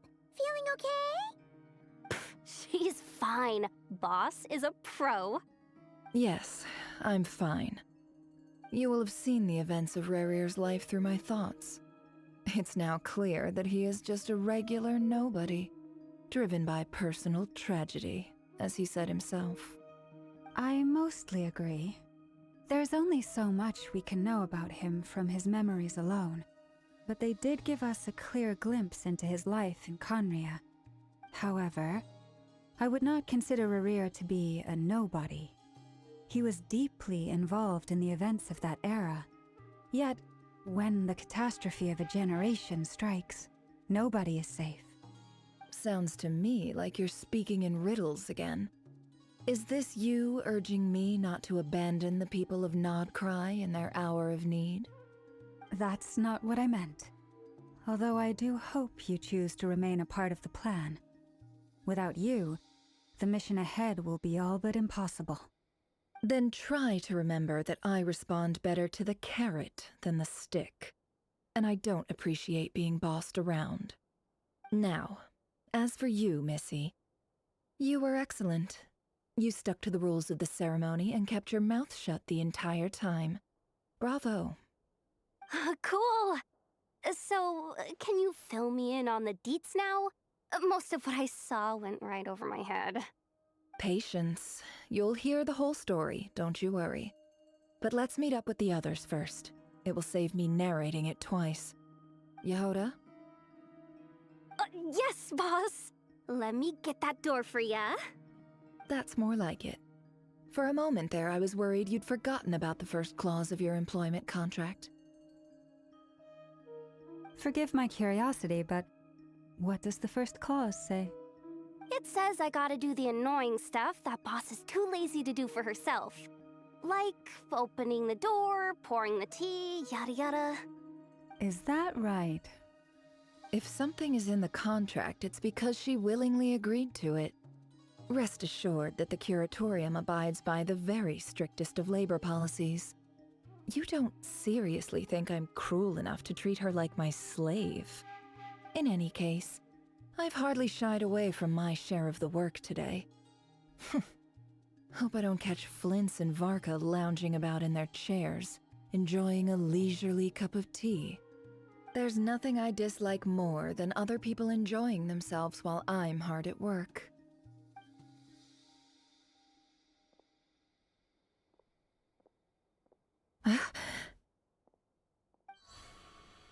Oh no.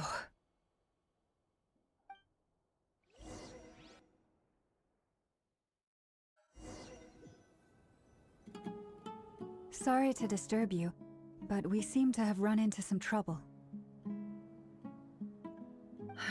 Evidently so. Don't worry, I'm not about to leave you to fend for yourselves. I'm not that kind of boss. And it would go against the Curatorium's labor policy. I'm sorry? What did you hear me say? I wasn't talking about labor policy. Wait. How long have I been standing here? Not long. You just appeared by the door a moment ago.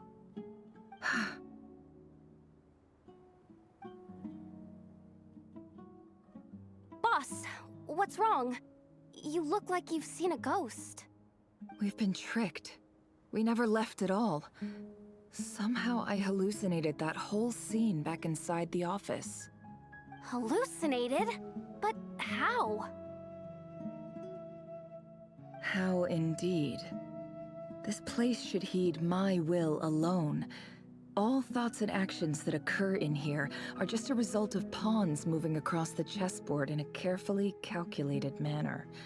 And nobody has access to this chess set but me. So you control everything in here? More or less. But yes, it's a special technique of mine. Has anything like this ever happened before? Only once. It was the first time I used the chess set. Is there any similarity between what happened then and what's happening now?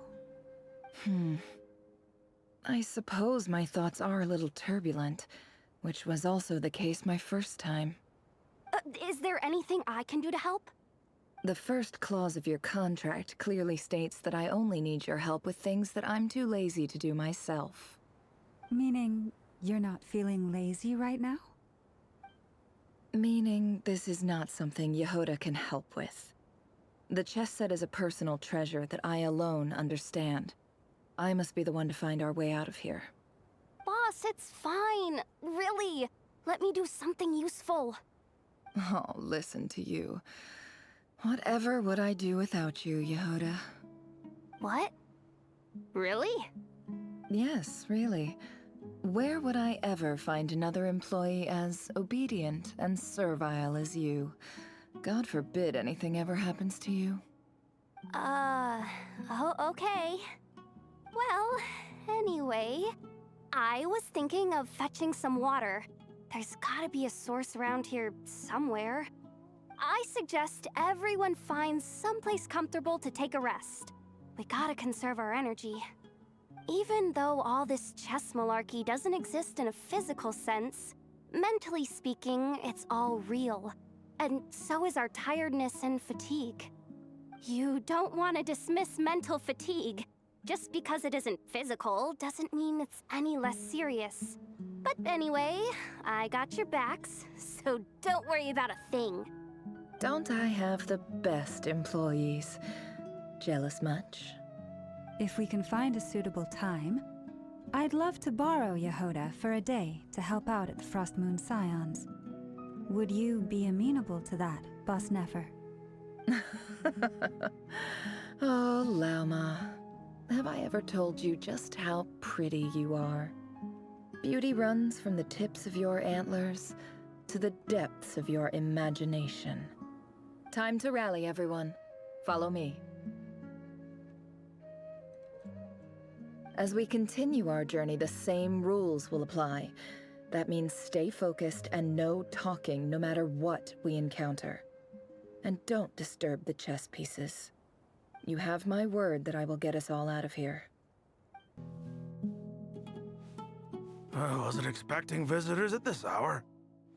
Wait, is that? Oh, it's him. There you are! Sinue's been looking for you all day. I think he has some news for you. Oh yeah? What were you doing just now, Uncle Retinue? Hiding away some more loose change? I know I saw some Mora. What do you mean loose change? Oh, come on, I'm too old for this. Just pretend you saw nothing.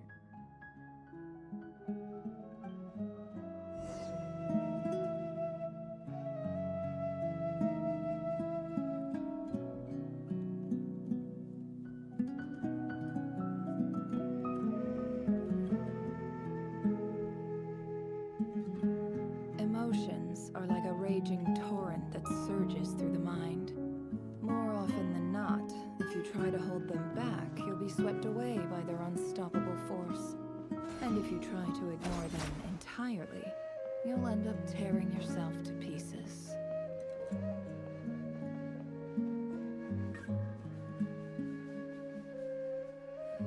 Hey, kid.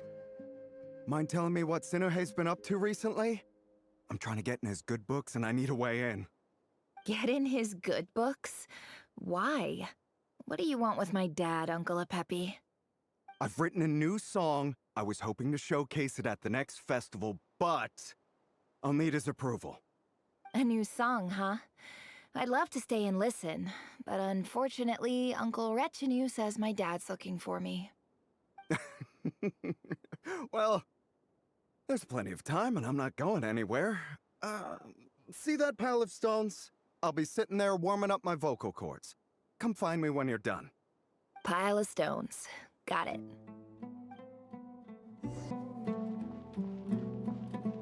Hi, Dad. Uncle Retinue said you were looking for me. Ah, there's my little princess. If you'd gotten back just a little sooner, you could have shared the spoils of war with me. Spoils of war? Who were you fighting against, Dad? It was just a figure of speech. The aftermath of a sandstorm is no time to be waging war. I was talking about our war against thirst. I went out to fix our water supply problem, and now I'm back. Which means... We have a well again! That's right. I found a new one and brought back as much water as I could carry. It should last us for a good while. If it wasn't for these blasted sandstorms, our wells wouldn't be caving in. You wouldn't be spending all your time out searching for new water sources. As the chief of our tribe, I'm supposed to be leading us out of hardship and poverty, onto better things. You know how prosperous our ancestors were. I've told you all the stories. And look at us now, squeezed into these hovels. No one would choose this, if it wasn't for the endless wars over the years. But things are looking up. I started working with some folks from the academia a few months back. They gave me some contacts in return for my assistance in the desert. So you're the academia's helper now? Special ambassador, they call it. Think of it as a partnership. It's nothing bad, okay? We've been isolated here in the desert for too long. Seeking opportunities elsewhere is the best thing for us, and the fastest way to progress. So, do you get anything good out of being a special ambassador? Of course. My luck's improving all the time. One day, I swear I'm gonna lead us out of this place. We'll find somewhere new. Somewhere better.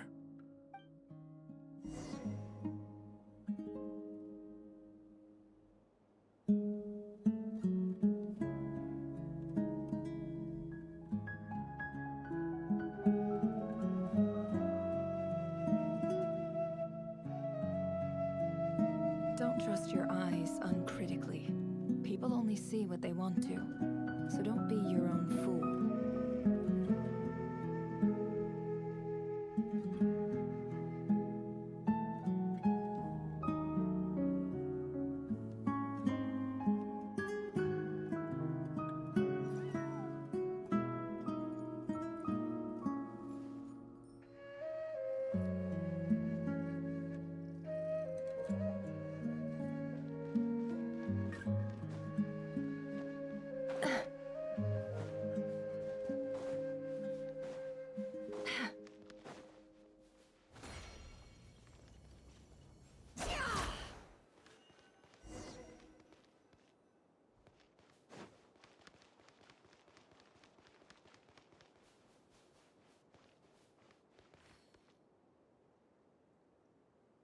That's our well, and you know it. You stole from us. Well, you've gone from chief to thief, and now you have to face the consequences. Did you really think you could take our water without permission and get away with it? You're either brave, stupid, or both. And that special ambassador act? Yeah, nice try. We spoke to the academia. They said it was all news to them. You're a liar and a cheat.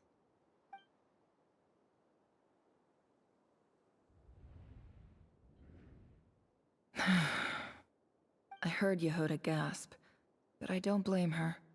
Most people are terrified by the sight of blood. Corpses strewn across the ground. The wounds are clearly from scimitars and daggers. The desert dwellers' weapons of choice. There's a handwritten note on the ground. Let's see what it says. Halil, this is Sinuhe, chief of the Shimti tribe. Surely you remember me.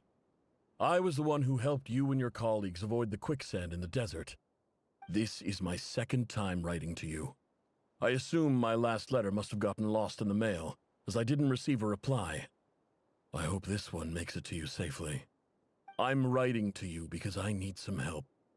That sandstorm the other day completely blocked up our well, forcing me to look for another water source in Iab and Unut territory. It was a matter of survival. Praise the gods. The well of the Iab tribe was intact. It was my last resort. I drew what water I could and left, but not without being spotted.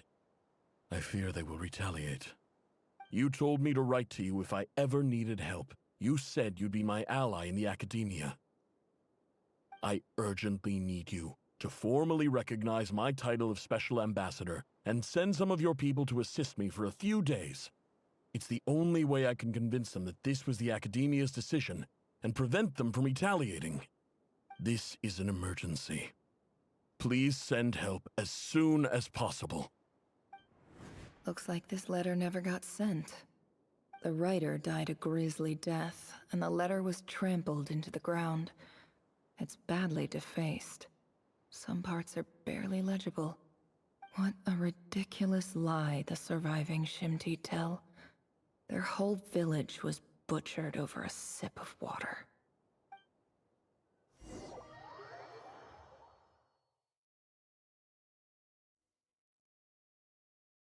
Ah, officer. Welcome. Welcome to our humble village.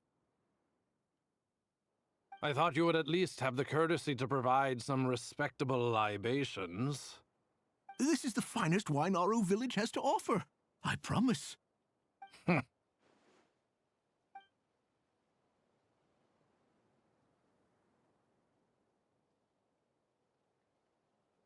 The Academia has agreed to reserve a single space for a candidate from your village.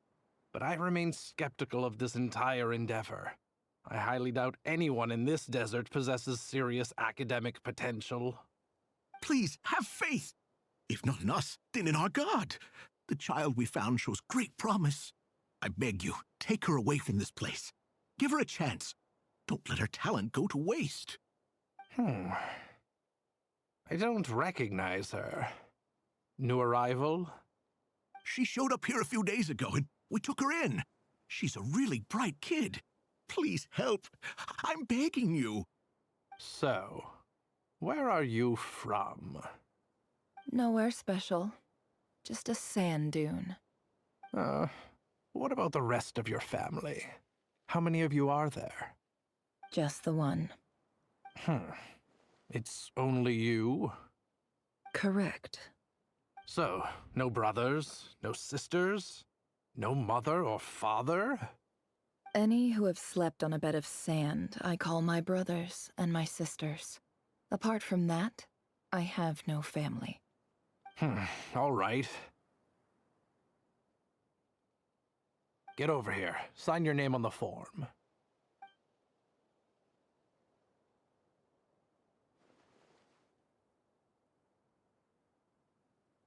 Neffer? You're rather fair-skinned for a desert dweller.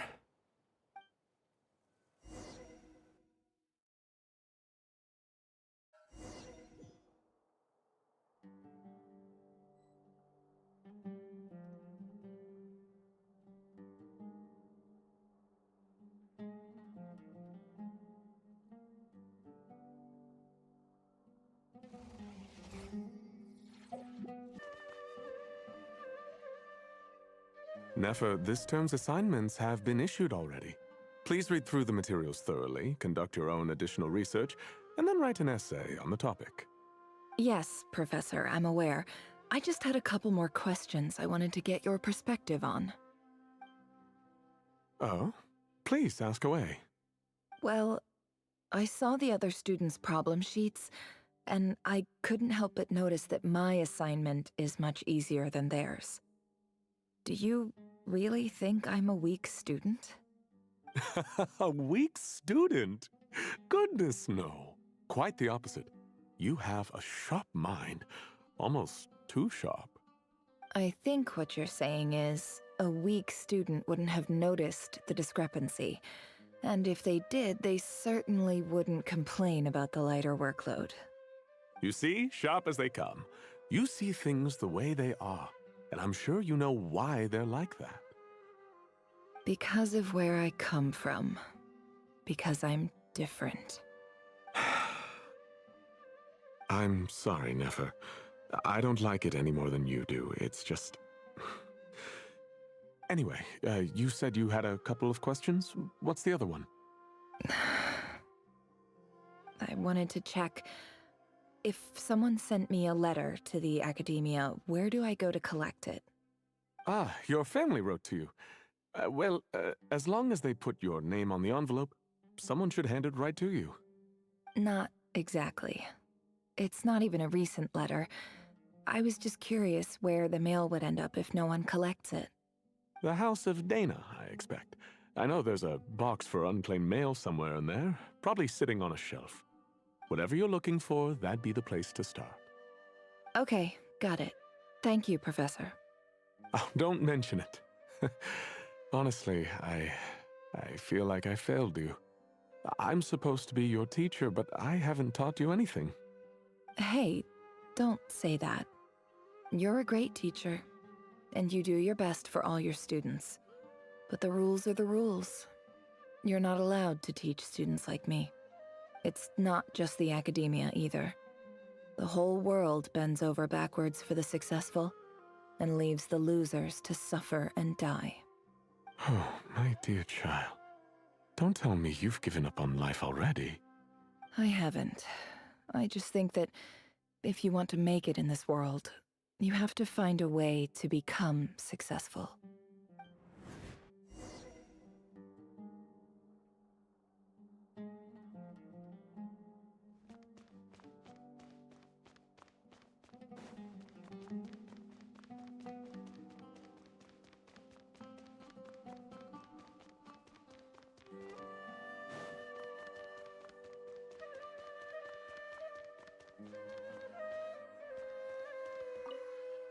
This must be it. A big cardboard box full. Let's take a look.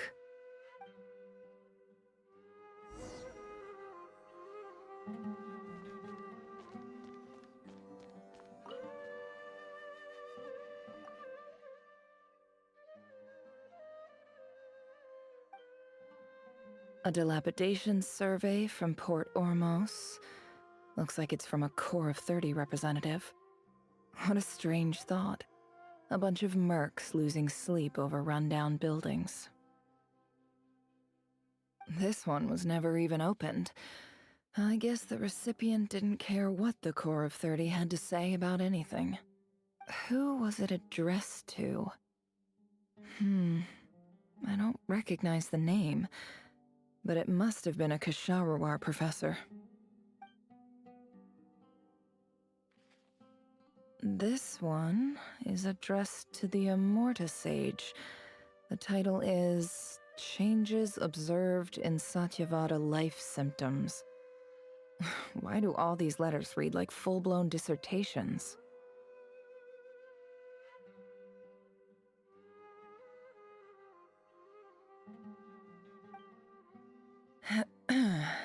Guided by the incense, we became lost somewhere in the forest.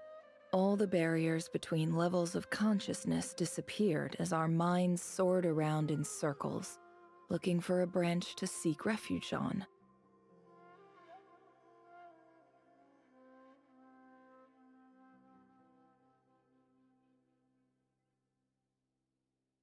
In clinical terms, these symptoms fit the description of incense poisoning. The Immorta Darshan strictly prohibits the use of hallucinogenic substances, but I believe there are still people getting away with it. For example, my neighbor who always breaks out into song and dance after using incense. This seems like something the academia would want to know about. Why wasn't it collected? Wait, what's this written on the back? It's so small. The note says, "The sender authored this letter while under the influence of mushrooms. I would send it back, but no return address was provided. Stamped by the Grand Conservator of the House of Dana."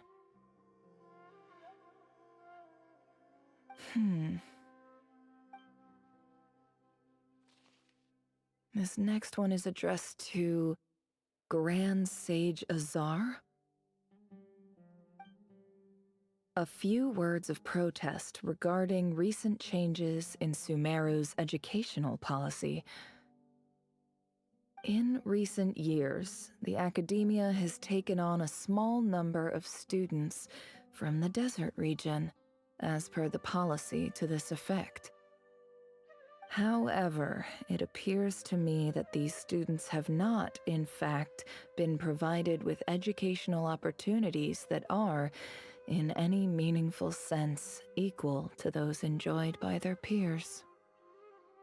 As well as receiving dumbed-down assignments and perfunctory tutoring, they do not even have full access to the Akasha system. Education is the fundamental purpose of this institution, which should go without saying in a nation whose founding virtues are knowledge and wisdom. I ask you, is the lip service we pay to the policy of education for desert students truly the standard of pedagogy to which the academia aspires?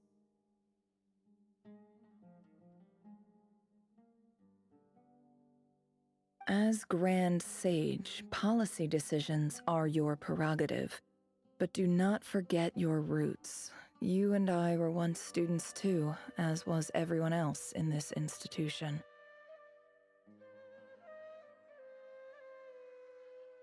I do hope you will give some serious attention to this matter. I encourage you to discuss issues like this with myself and others, and listen to some alternative opinions.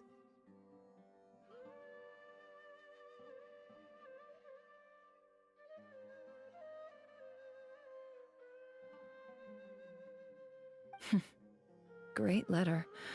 Shame it didn't get to where it needed to go.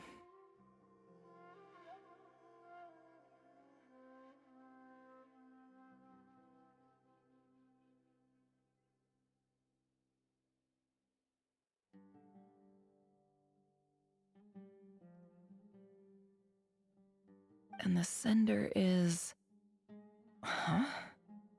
Sage Cyrus of Spontamod. I didn't realize anyone else even knew how bad students like me have it in this place.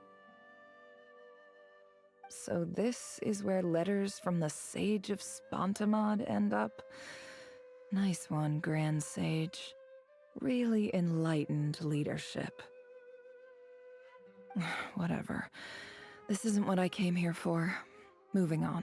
I'm not exactly holding out hope that a letter sent from the desert would even make it here. But if it did, where else would it end up if not in this box? I can't believe how much discarded mail there is. Must have been years since someone last went through it all. And this is just one box. The whole house of Dana is boxes on shelves. I don't believe for 1 second that any human being has sat down and read through all the documents in this place. Who has that much free time on their hands? Wait, could this be it?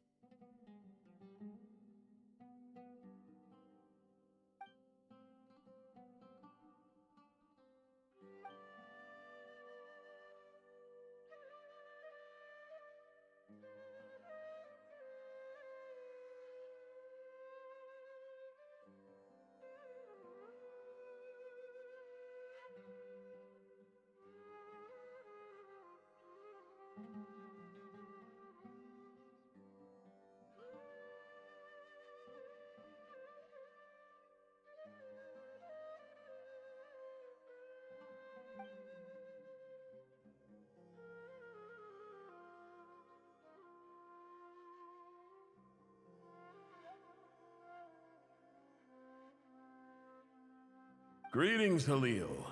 My name is Sinuhe, chief of the Shimti tribe. I was the one who came to you and your colleague's aid when you ran into trouble in the Great Red Sand. I don't know how well you remember it now, but I brought you to safety and gave you some water and other supplies.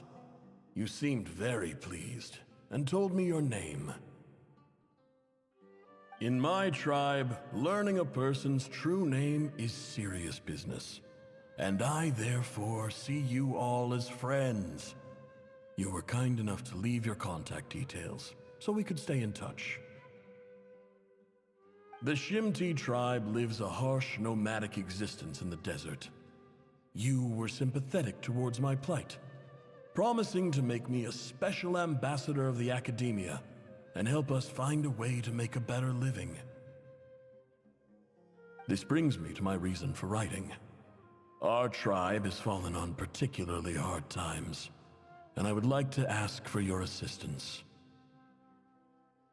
There was a terrible sandstorm a few days ago, which blocked up the well in our land. To ensure my people's survival, I had no choice but to venture into Iyab and Unut territory in search of an alternate water source.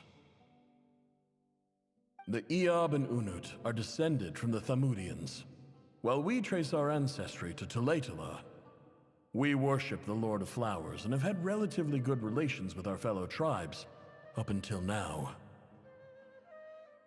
I found a well belonging to the Iyab tribe. They declined to help us, but I really had no other option, so I took some water to keep me and my tribe alive. My actions are certain to incur their wrath. When we met, you assured me that you would be my ally in the academia. I would like to take you up on that offer, because I really need your help. I wonder if you could send an academia representative to meet with me.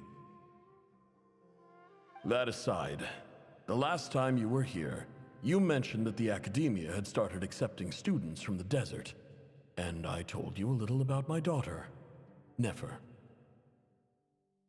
We have next to no resources here in the desert, and my power and influence are limited. Would you consider enrolling my daughter at the academia? She is a smart girl. I know she won't disappoint you. From the outset, the academia never took you seriously. Those things they promised were just empty words. I doubt they even remember the name Sinuhe. And you were so emphatic that your luck had finally changed for the better. You swore you'd lead us to a better place one day. You spoke with such conviction, like you were the most powerful chief in the whole desert. You liar. You lied about everything. You promised the world and delivered on none of it. And who fell for it? Just me, by the looks of it. Despite your best efforts. Which makes you a pathetic liar. You weren't even any good at it. I think I'll take over from here. Let me show you how it's done.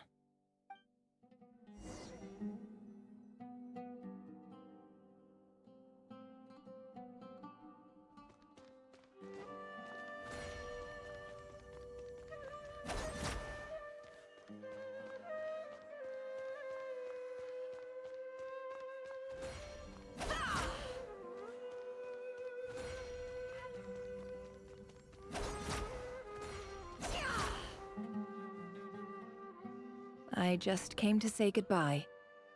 Thanks for everything you've done for me in my time here. Neffer? You packed your bags. Where are you going? I'm quitting. Something's come up in my hometown. Gonna head back and deal with it. Huh? But this was a hard-won opportunity for you. You know that better than I do. It was, but it doesn't matter. I have more important things to deal with, and they can't wait. Oh, and I didn't want to overfill my bags, so I left some incense on your desk.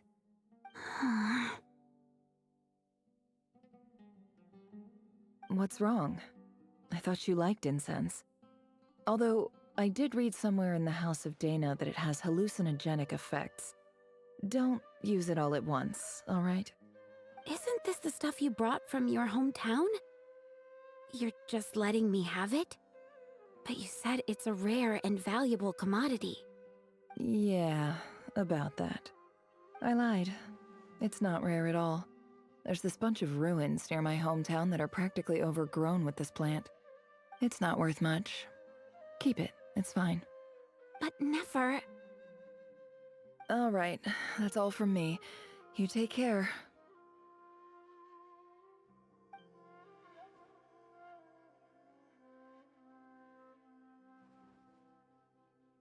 Don't forget me, okay? I mean, we're more than just classmates, right? We're friends.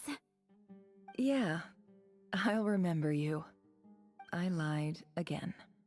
That incense is worth a fortune, and it's a rare find even in those ruins. And as for remembering her, I have far too much to do when I get back. No time to reminisce. I'll be lucky if I even make it through this alive.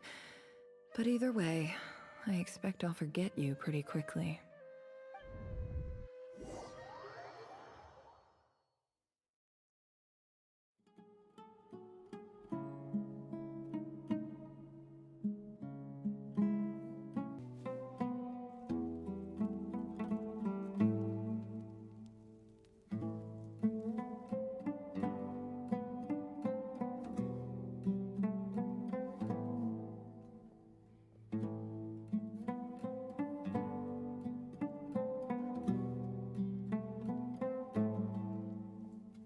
It's a pleasure to meet you, Mr. Arif. So, what does the Academia want? Since they've sent their special ambassador, I assume there's a big business deal to be made. If not, I'd be very disappointed. Please, sir, lower your blade. You're lucky I'm the one they sent. Not all special ambassadors share my admiration for the Eab people. The ever-shifting balance of power in the desert reduced the once great civilizations of this region to rubble and sand. But the story of the Eab has a very different trajectory. Others grew weak, but you grew strong, beginning in obscurity and moving to prosperity. You're the only ones who defied the trend. Huh. So, you do know who you're dealing with. This well is the perfect symbol of your strength, is it not? It used to belong to the Unut, but it looks like you have control over it now. You're not wrong. But I'm sure you didn't come all this way just to flatter us. Of course not. I came to bring you some very good news. Some information that recently came to light, which might just be your ticket to freedom. Records uncovered by the Vahumana Darshan show that a certain well currently under Iab control is built on top of some ancient ruins. These ruins are of great archaeological interest to the Academia. I checked the map carefully on my way over here, and I'm confident that this is the well in question. The Academia is offering 50 million mora in return for excavation rights. 50 million? No, wait. If these ruins are as important as you say, 50 million's a little low, don't you think? Don't get greedy, Iab. We know far more than you think. We know that you seized this well by force. Wasn't that the first step in your rise to power? To drive away the Unut and steal their water supply? So what if it was?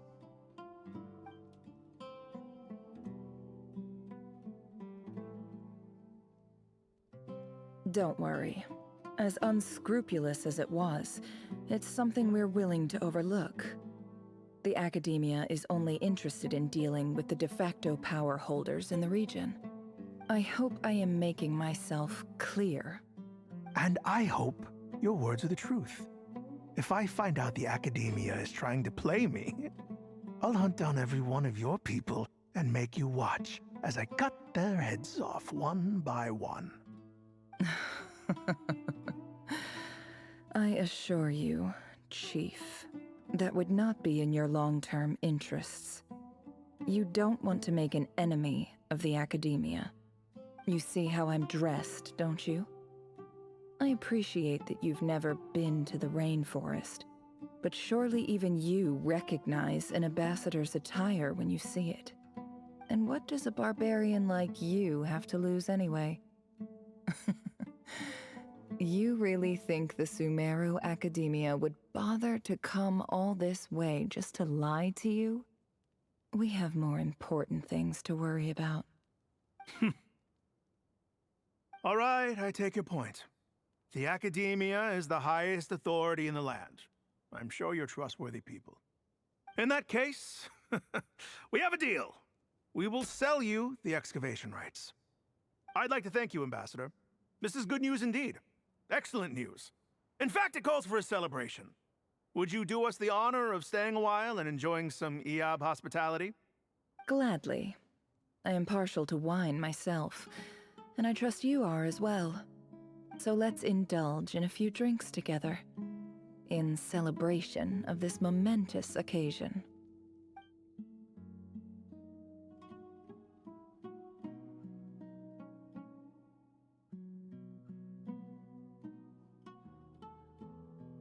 Chief! Chief, it's an emergency! It's the Unut. They've taken the well. What? Well, don't just stand there. Take it back. Yes, Chief.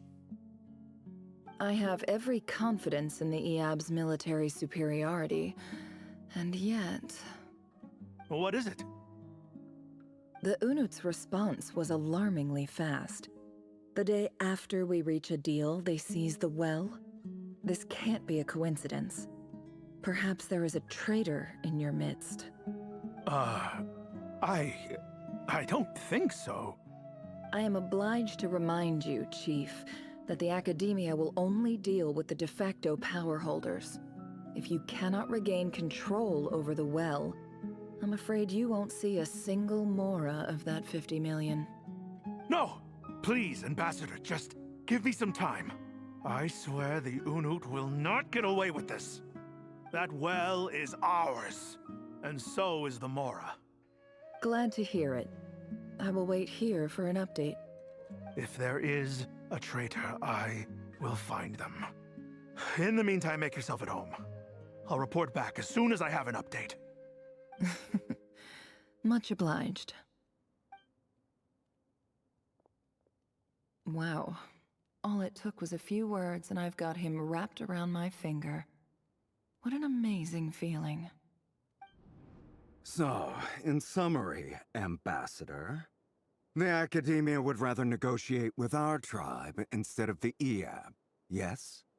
The Eab are ruthless murderers who don't listen to reason. And now they have the gall to interfere in our research projects in the desert region.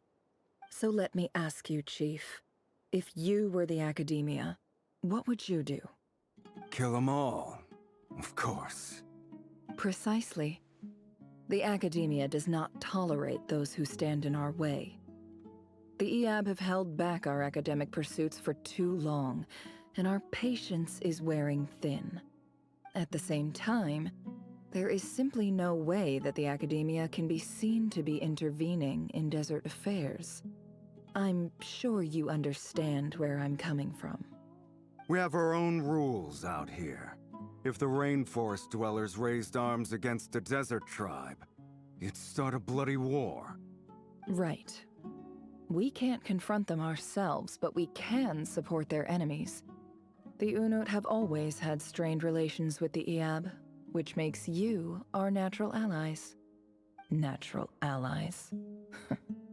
Weren't the Eab your allies once? You were quick to send them after us to protect your interests back when we stole that water. And now look at you. You're at each other's throats. Let me be clear. The Academia wishes to collaborate with the legally recognized rulers of the desert in this matter. We are asking for excavation rights to that well, and our offer is 50 million mora. Say no more. I believe we have an understanding. Good. Then I suggest you get to work. Get us access to that well, and the mora's yours. You see, Dad? Lying is easy when you know how. People will believe anything.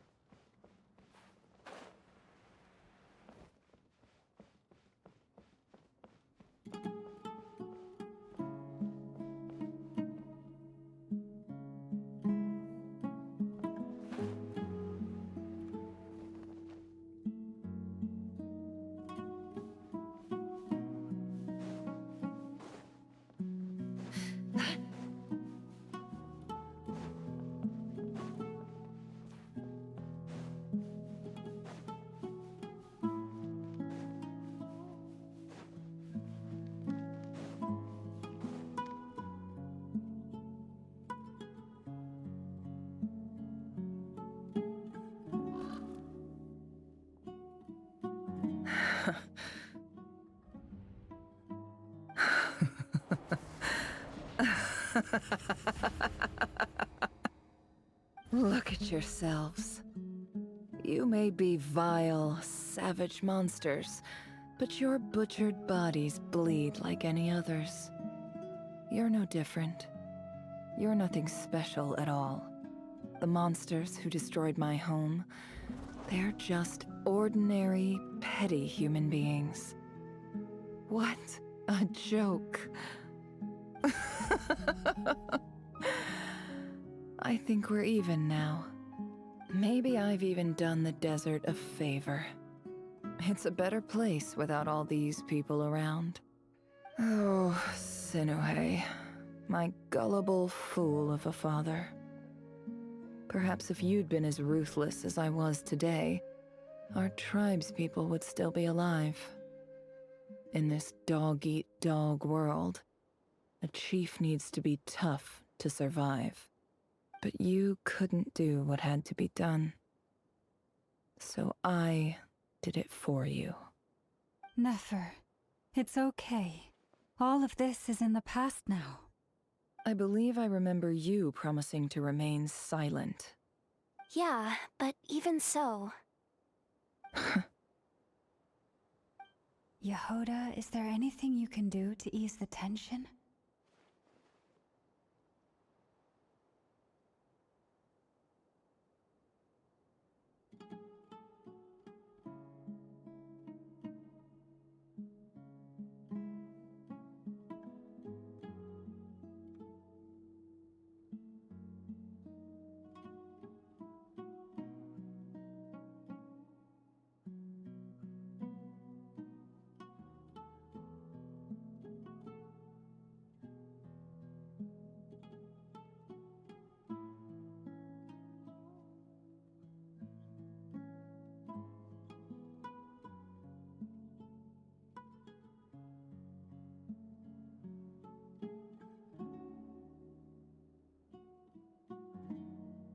Alright, time for a sharp turn onto a completely different topic. So, anyway, that's enough of that. When are we getting out of this place? Feels like we've been walking forever. I'm getting pretty tired. Oh, Alma, you tired? Yes, if we can find somewhere to sit down, I could certainly do with a rest. It's not far now. There should be a temple just up ahead. Yes. Really? A temple? That's where this story ends? I guess that's how things go in the desert. Desert dwellers can never escape their destiny. Or so everyone says.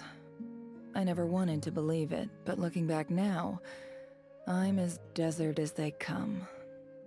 You mentioned a temple. What's waiting for us there? My biggest trade secret of all. Ah. Then I'm guessing it's where you got your power from. The power to peer into other people's minds. I didn't know you were clued up on any other religions. I'm no expert in the history of Sumeru, but since you come from the desert, I would imagine it has something to do with King Deshret. Sounds impressive. Ah, I know who you mean. General Mahamatra Sino.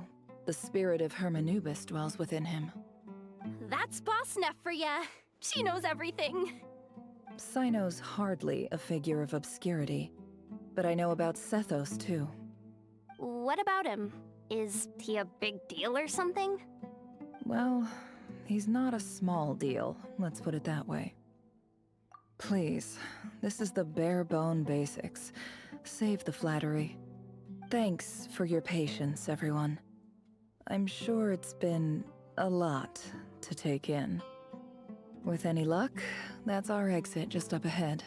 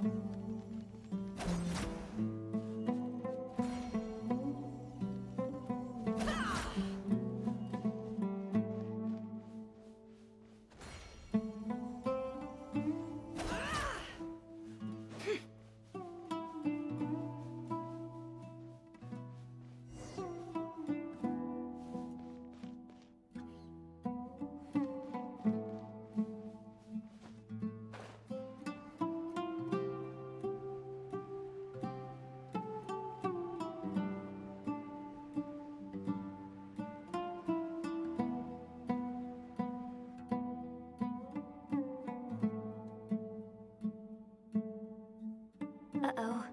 Uh-oh. Uh-oh. I'm totally out of my depth here.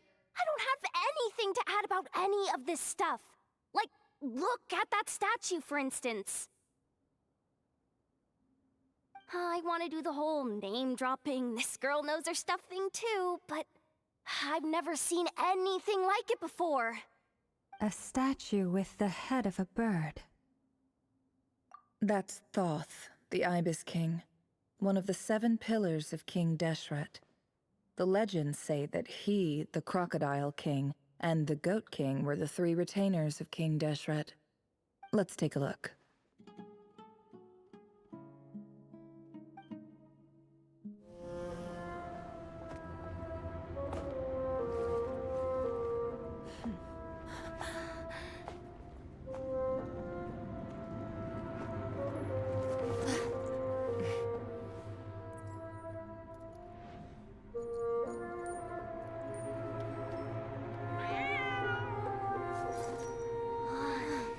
It's just Ashru. So, all is well?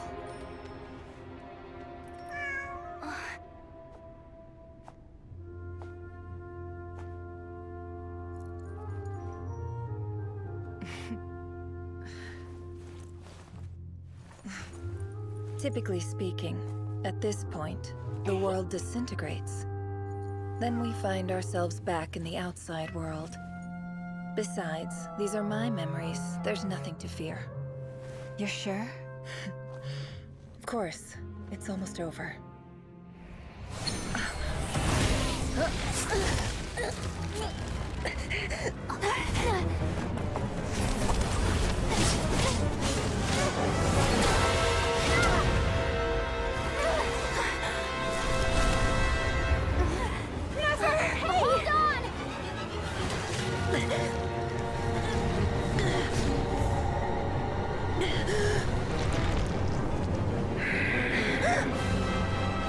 Knowing too much is always a death sentence. Speak for yourself.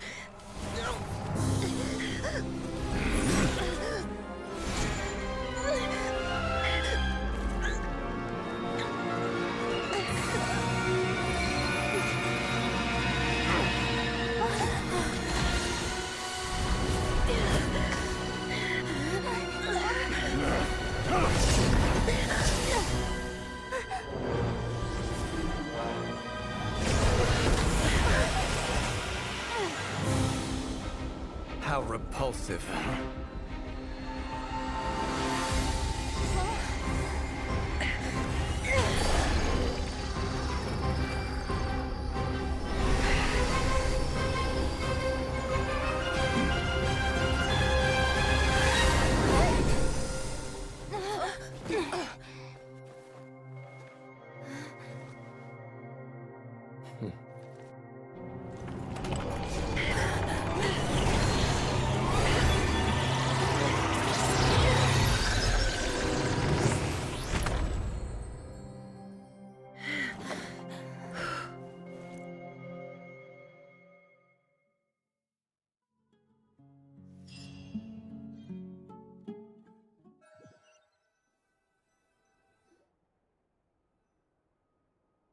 Timed that pretty well, didn't I? It's okay. I'm just glad no one was hurt. Paimon noticed you doing something too, Dainsleif. Were you helping get them out? Of course. When I asked Neffer to conduct this investigation, I was not naive to the dangers involved. I had a duty to ensure your safety. Good to know your sense of justice is still intact after all these years. I take that to mean that you saw the truth. That comes as a great relief. I certainly did. And thanks to your help, I also managed to trap Reri inside the chess set. Whoa, really? How'd you manage that? Well, to be honest, I sensed that something was wrong long before we made it to the temple. By using this fragment to probe into Rerir's past, well, the monster formerly known as Rerir, it seems I alerted him. I was tracking him, then he caught on and started tracking me too. Can't say I'm surprised. But how did he track you through your thoughts alone? That shouldn't be possible. Rerir was a secret agent who reported directly to the Vinster King. He is an expert at finding a trail and hunting down his pursuers. No wonder. He infiltrated the chess set, read my thoughts, and built a new virtual chess set inside of it. That's why we weren't able to leave at first. Speaking of your chess set, it's quite a remarkable item. Would I be right in thinking you have some connection to King Deshret? You overestimate me. I only have a connection with one of his underlings, the Ibis King. You all saw how this came to be. A long time ago, the Iab massacred my tribe, the Shimti, in our home village.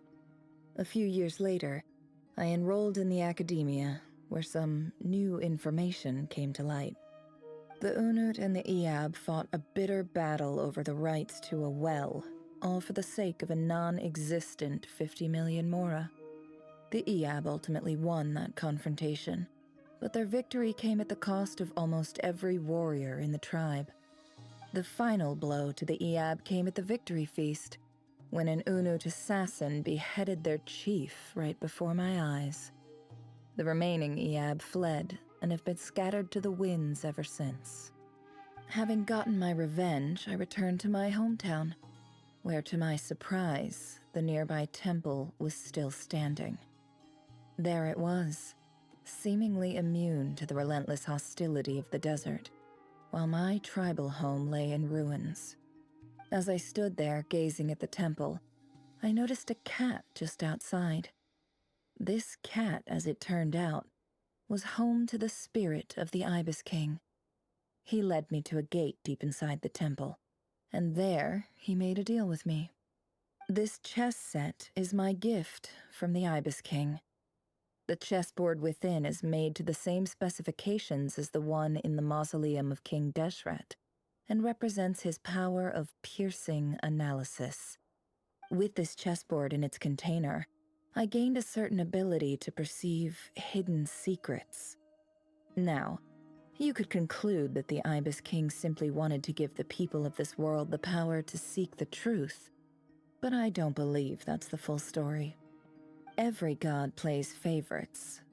Their hearts are as fickle as any human's, full of secrets, perversions, egotistical tendencies. But precious few gods are willing to admit this. It is the same with all powerful forces, including fate itself.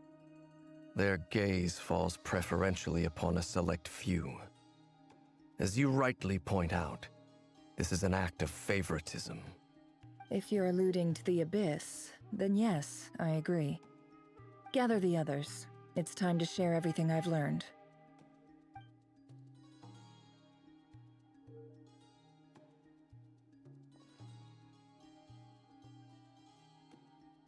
Thank you all for being here. As promised, I did some further investigating into the Rehur of Solnari's background. I am pleased to report that the investigation has been most fruitful indeed. The Rehur of Solnari, real name Reri, was once a Khanrian subject who served the Vinster King. I will now share the important details of his story. Please save any questions or comments for the end.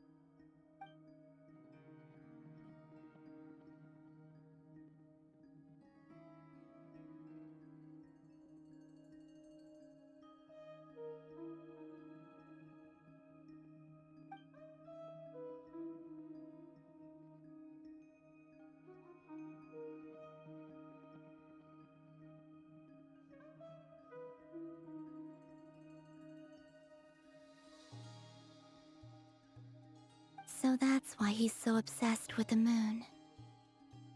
A tragic tale, to be sure. But it does not excuse his many transgressions.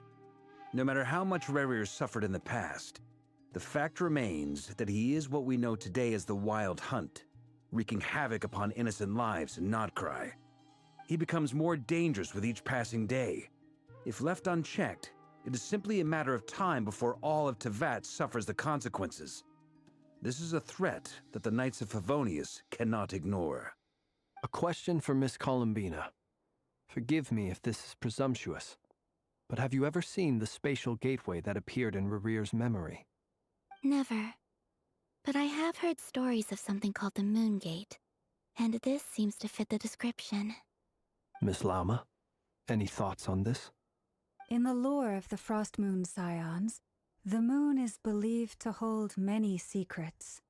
Some sources speak of ancient knowledge, others of a gateway to the unknown. The term Moon Gate is one I have heard before, but as is the case with all of our legends, there are no records of any first-hand witnesses. We cannot know whether it truly exists.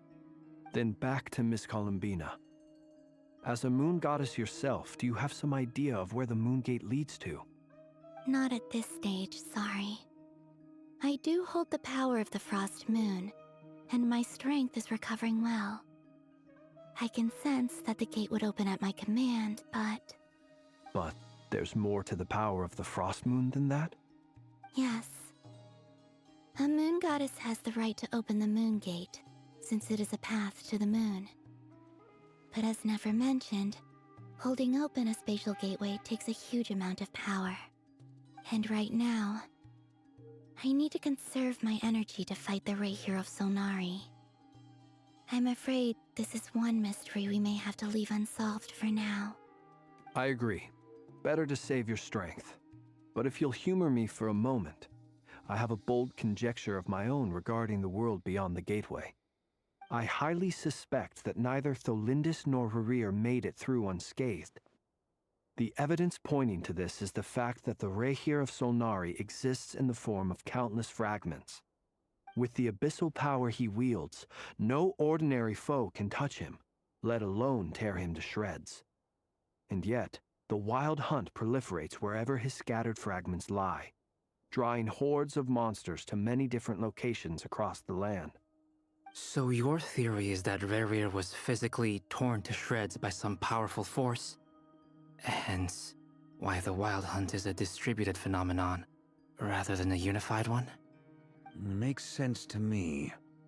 Explains why the Wild Hunt is so pervasive, and why he's been trying to piece himself back together. He was whole to begin with, and he wants to be whole again. Without the power of the Abyss on his side, he almost certainly would have perished the moment he was torn apart. But the Abyss, much like a curse, has kept him alive. I could not agree more. The power of the Abyss is most surely a curse. It is a compelling explanation, and one that accords with my present understanding of Abyss creatures. Whether the life form in question is primitive or advanced, if a curse has extended its lifespan unnaturally, it will continue to survive in spite of everything. This raises some interesting questions. I will run some experiments and see if there is any validity to my suspicions. That being said, regardless of whether my research bears fruit, I would like to thank Miss Neffer for conducting such a thorough investigation. Already, it has greatly enriched my understanding of the entity we face. My pleasure, Mr. Albedo. I too hope that the information I have shared today proves useful as we look to formulate the next stage of our plan. Hey! What is it, Dainsleif? You look really upset! It's just... when I think of the man I once knew as Rerir, I struggle to understand why things had to turn out like this. The two of you used to be friends, didn't you? I don't know if these words will bring any comfort, but my heart goes out to you. Mine too. We can never know all the hows and whys of the way things are. The moon and stars are full of untold secrets and lies, and the skies are host to many more mysteries than these alone. Yet, none of that can begin to compare with the complexity of human life. Those are the first comforting words I've heard in a long time. Thank you, both. Well, I think this is a good place to end today's meeting. I'm sure Neffer needs some time to recover. She's been through an awful lot today. That's very thoughtful of you, Lama. Of course. Sounds good to me. Take some time to rest and digest before we reconvene to nail down a plan.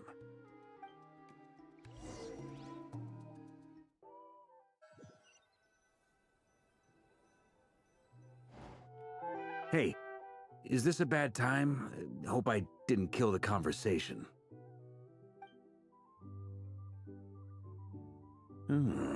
Nice room. Oh, I'm not coming in, though.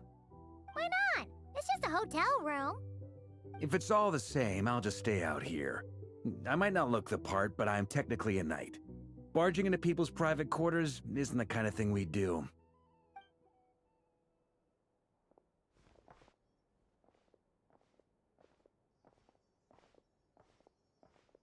Anyway, Neffer went back to the curatorium to get some rest. But before she left, she shared some things with me that I thought you should be aware of. Firstly, although she managed to trap the Raker of Solnari inside her chess set, there's no guarantee that the power of the Ibis King is any match for one of the 5 sinners.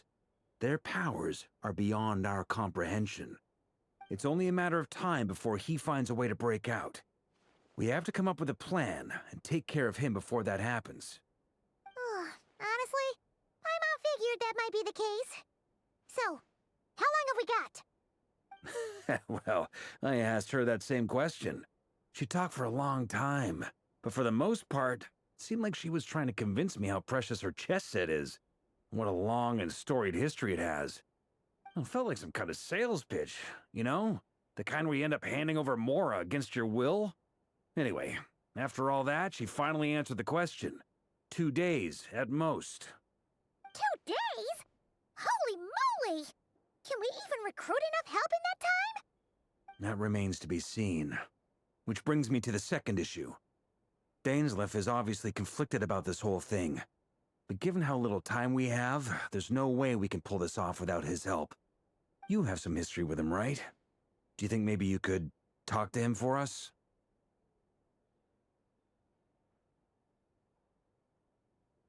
Great. I appreciate it.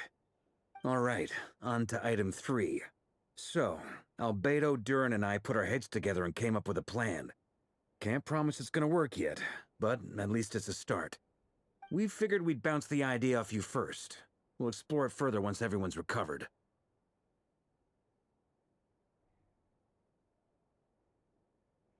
Oh, Paimon's dying to hear this. All right, so here's what we're thinking.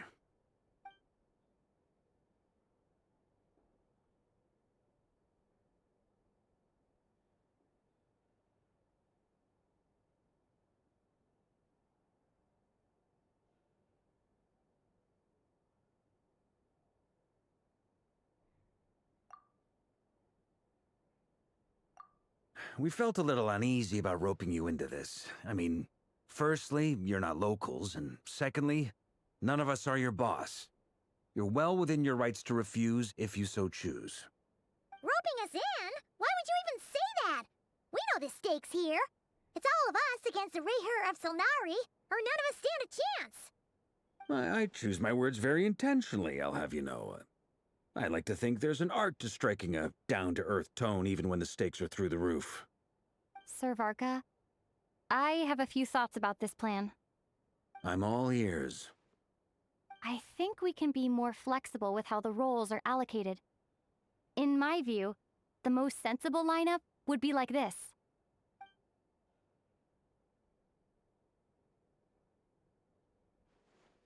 I see your point, yeah.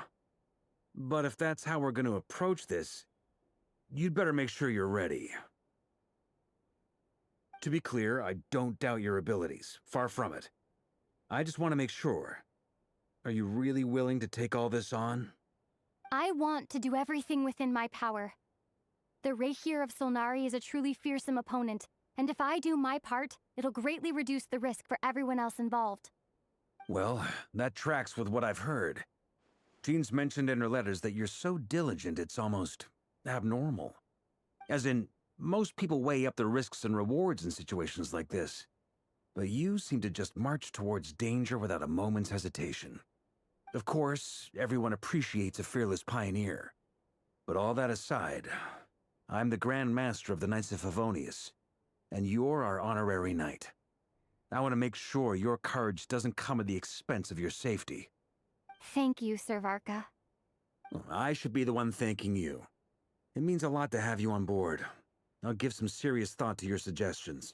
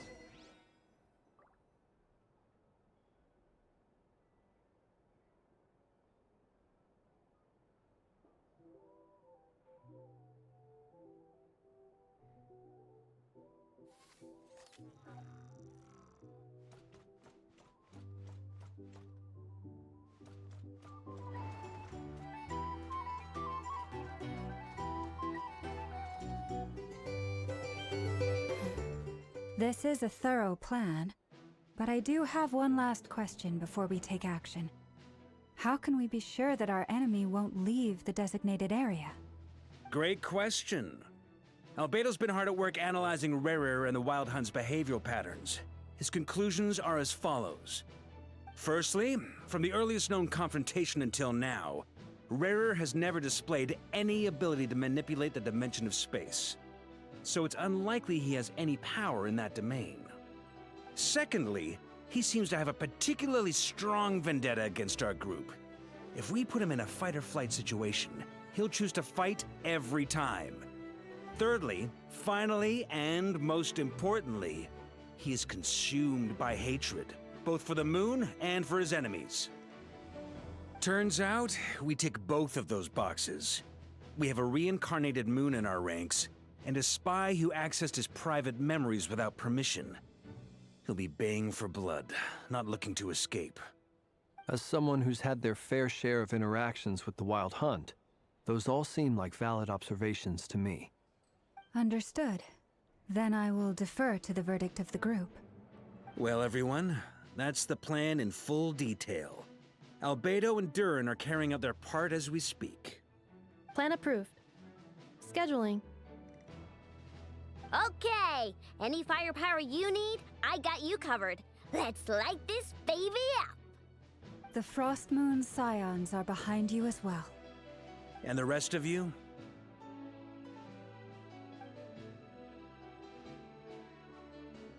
No objections?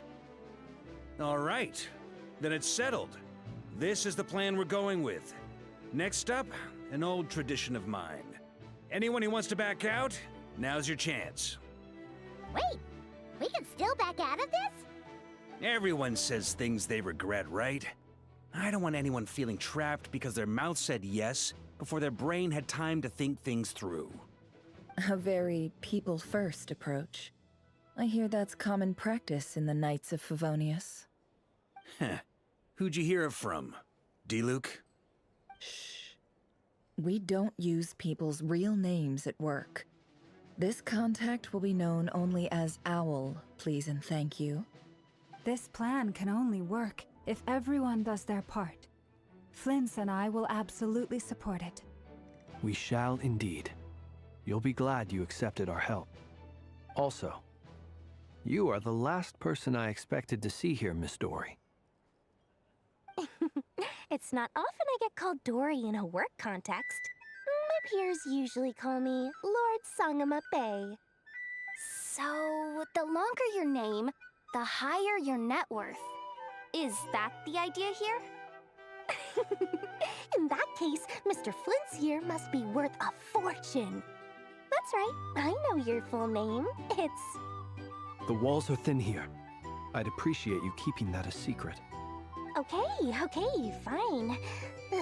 I'm actually only here as a favor for someone else. Do you have any idea how much it would cost to hire me otherwise? Oh, does this mean someone out there actually has the power to boss Dory around? It most certainly does not. We have a long-standing and mutually beneficial business partnership. She's actually the mom of a friend of yours. Said mom supplied me with a great little trinket, but now that lady's ruined everything. If I don't start building a little goodwill now, my whole business in Nod-Krае is gonna go down the drain! Okay. So what exactly is so special about this pendant? It's a lucky charm that a great mage made for me. We have a business relationship, and she was worried that something bad might happen to me. So, she wanted me to have something that can store power to protect myself with. I finally got it all fully charged up with Kovaki, and then Neffer went and used it all up at once! Never lost so big in my life! You're right. It was all my fault. I didn't mean to drain all the Kovaki in the pendant, but I'll make it up to you. You will? Well, in that case, how about you give me your chess set, and we call it even? I knew you'd say that. Well, it's yours if you want it. In fact, take it now, and I'll even throw in a free Raker of Solnari. Deal? You're putting me in a difficult position here. It's a very useful thing to have around, but I have a funny feeling it won't be around much longer. I guess we'll see in a couple of days. Looks like bankruptcy for me. Hey, don't be so pessimistic. See this through and you never know. You might find a new business opportunity on the other side.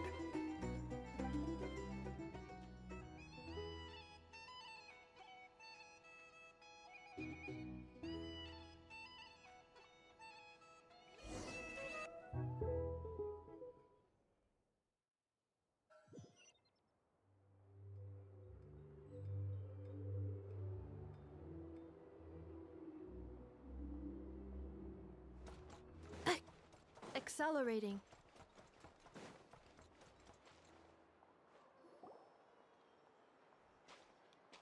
Dory! How are things going? Feeling ready? Oh, I was born ready. We only have 2 days. You think Lord Sangama Bay would let an opportunity like this slip by? Don't forget, when something's in high demand, the people with the goods on hand get to charge the highest price of all. Even higher than the sellers taking advance orders. Ta-da! See? It's right here! Ah, it's so pretty! Did you make it?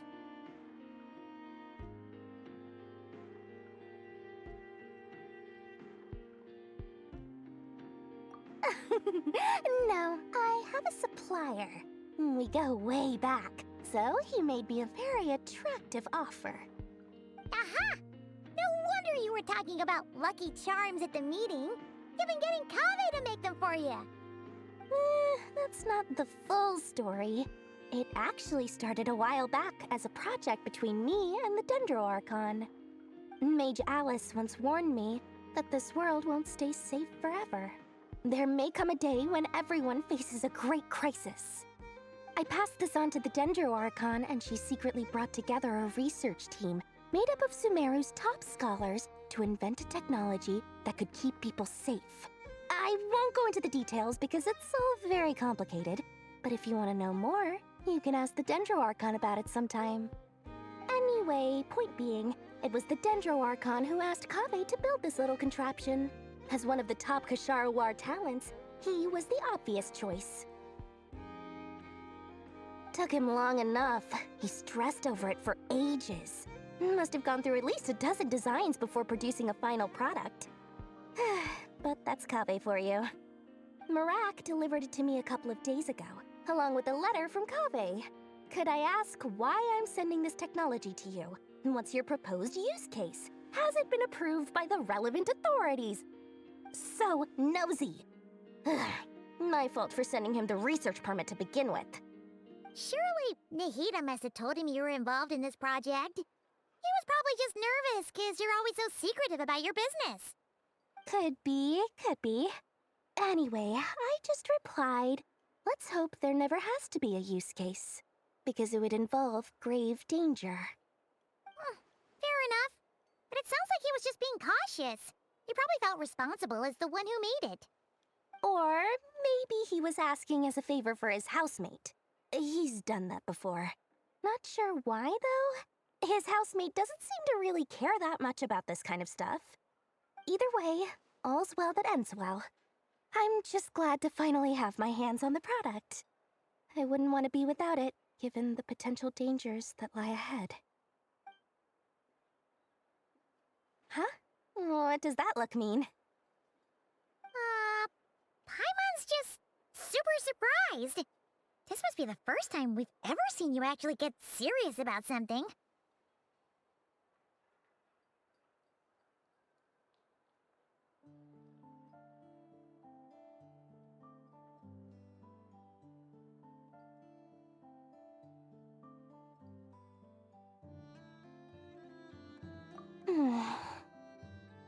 Well, a long time ago, I made a promise to myself.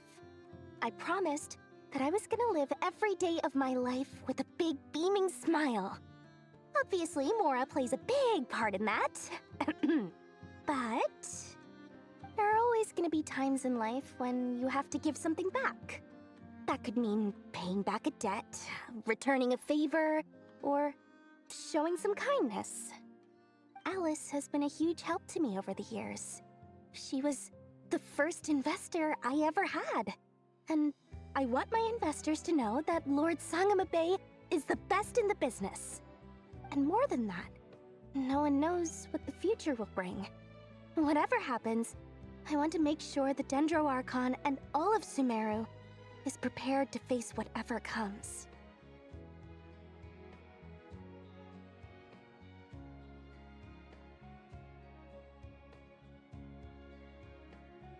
Oh, that? I was just making sure Neffer and I are square. Don't be thinking it was some sort of benevolent act. I'm no saint, so don't treat me like something I'm not. My priority is doing the business that I want to do, so long as my conscience lets me, but it usually does. That's the Lord Sangamabe business model. All right, if you say so. I do say so, and that's the whole point. I'm a businesswoman. Don't go trying to figure out what kind of person I am. You'll exhaust yourself. Much easier for everyone involved if you just take my word for it. Oh, and could you two help me get this stuff where it needs to be? Thanks so much. You're my favorite assistants.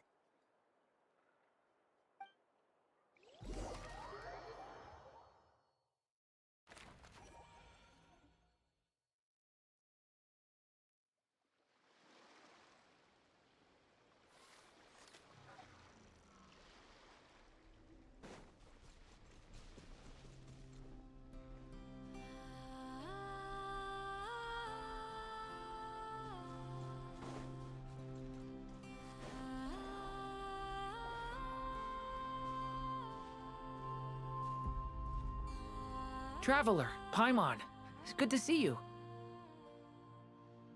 Everything going smoothly over here? Sort of. As you're probably aware, Varka, Diren, and I captured some abyssal creatures from the Wild Hunt. Per the plan, we dissected and analyzed some samples of these creatures. The process went very smoothly. The findings, however, come with some troubling implications. What? You can actually dissect the Wild Hunt? That depends on your definition of Wild Hunt and dissection. Harmless, lifeless. These words are accurate descriptions. The Wild Hunt is an interesting phenomenon. In and of itself, it doesn't seem to possess anything akin to a human personality. But taken as a collective, the medium through which the Wild Hunt is summoned does appear to have a soul. Master griped a lot about the wise Nod-Krае, and seemed somewhat fascinated with the foul Certology. But she barely mentioned Reri at all. I don't think that was because of his lower social standing, though. Anyway, it's a pity. I should like to hear her thoughts on the nature of the life form he has become today. It's a strange mix. The furious energy of an abyssal being channeled through a fractured physical existence. A consequence of being torn apart by an unknown power. Perhaps the only explanation for his survival in this state is that he sacrificed a degree of individuality in exchange for a continued existence. Oh, sorry. Once I get talking about interesting research, I have a tendency to go on indefinitely. Back to our research findings. Essentially, they confirm my hypothesis. Rerir's corpse is completely contaminated by the Abyss, and the effects are irreversible. You could think of this as Rerir in mutated form. But in my view, even that would be inaccurate. In reality, his whole being has been consumed by the Abyss. In other words, he is now nothing more than a manifestation of abyssal power. Unfortunately, at present, we have no means of completely eradicating abyssal power. Hence, we cannot fundamentally destroy the Reri of Solnari either. Oh, that's terrible news! So, that's it? We can't defeat him? Not even if we get the power of the Three Moons? Miss Columbina's situation is a difficult one. She can never achieve wholeness when the world does not accept her presence. It's as if her creator banished her to a place she can never be accepted. It means she spends most of her energy just on her own survival. Given the circumstances, it's only natural to despair. But we must see this plan through to the end. Time to kick off the backup plan. Oh, Paimon almost forgot! This is for you. Dory asked us to bring it. Ah, how wonderful. Well, thank you for making the trip. Durin and I will be heading off shortly. I'm sorry I won't be there to protect you in person this time. Please be careful.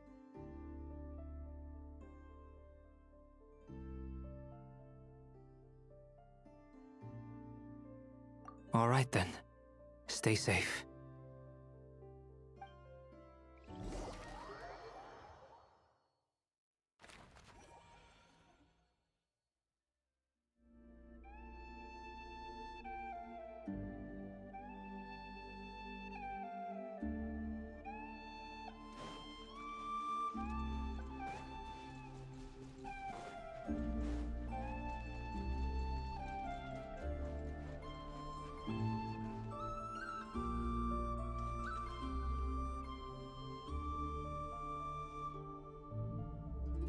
Miss Lauma, is everyone here? Yes. The fate of my flock is in your hands, Grand Master Varka. Please keep them safe. My lady, what are you saying?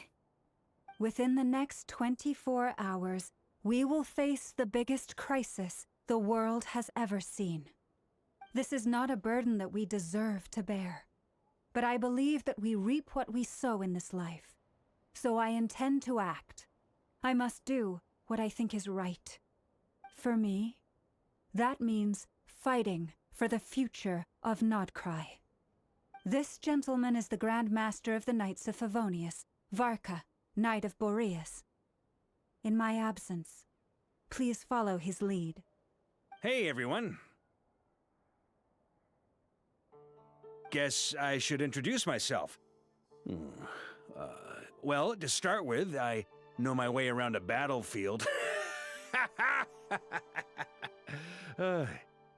Biggest strengths are honesty and hard-workingness. Anyway, point is, I don't intend to let Lauma down. I'm gonna do everything in my power to keep every last one of you safe and sound.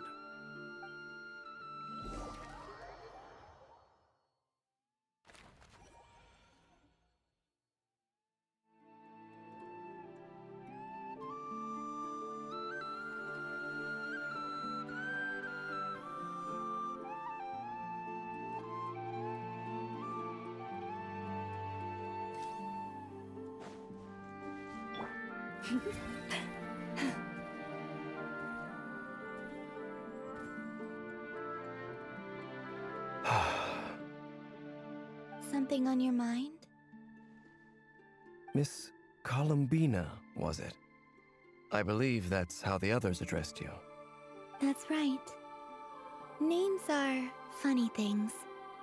Have you always been called Dainsleif? Yes. I take it your own name has a more complicated history. I have a different relationship with names than other people. To be honest, I'm not even sure that Columbina is my name. At least, not in the same way that Dainsleif is yours. But it's what everyone calls me, and I go along with it. A lot of my life has been that way. I get so used to things that I forget to question why they are so. I never used to think much about where names come from, or what they mean to people. Maybe something's wrong with me. You're different from other people. I sensed it the first time we met. You're more perceptive than most. I'm sure your long life and rich range of experience explains that. Do you ever find yourself missing Conria, Mr. Dainsleif? Difficult to answer. I have dreamed of the past many, many times. Sometimes I'm fighting tooth and nail. Other times I'm lying on the ground, defeated. I don't recall any happy moments from that time. It has been too long. Is that because hatred survives longer than love and affection? That would not be for me to say. I make no excuses for the grudges I bear. But whatever the reason, I remember little that was beautiful or sentimental. Thank you for your help with the Reri situation. Without your efforts, I never could have learned the hidden truth of his story. You're welcome. I know he's your friend. Friend? He betrayed me. And I never really understood what he was going through in life. Some friendship, that is. Okay. So, do you plan to fight him with us? You see, you're torn. Now you know what really happened. You see the things he's done in a new light. I need some time. Of course. I completely understand. Anyone else in your position would feel conflicted too. Actually, I went through something similar myself recently. Something happened that changed my perspective on a situation. A situation I took for granted at the time, but now I feel very grateful for it. You mean the Harbingers who still support you, even though you've left the Fatui? Yes. I always thought they were only helping me because Harbingers are forced to work together. But then I abandoned them. A warrant was even put out for my arrest. And even now, they still support me. Which means I was wrong about them all along. Clearly, they view you as a friend. I feel a little guilty now. I regret not seeing her help for what it was, and not treasuring it. I see the guilt that you're feeling now, because I feel it too. Hopefully, talking about it will do us both some good. Have you noticed that the Traveler and Paimon are over there?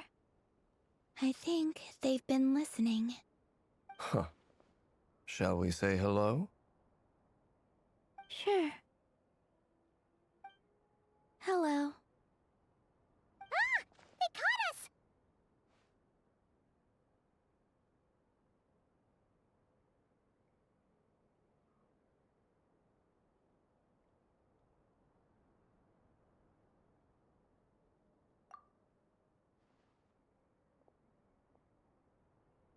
I apologize for making you worry. No doubt you wish to know where I stand on the plan to take down the Reri of Solnari. I'm afraid I need a little time. but I will seriously consider joining you.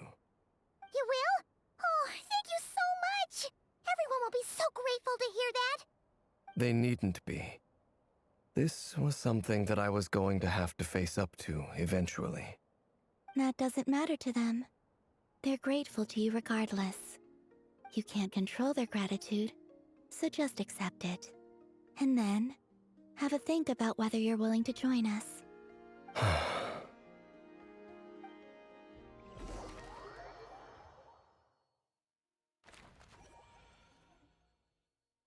It's nearly showtime!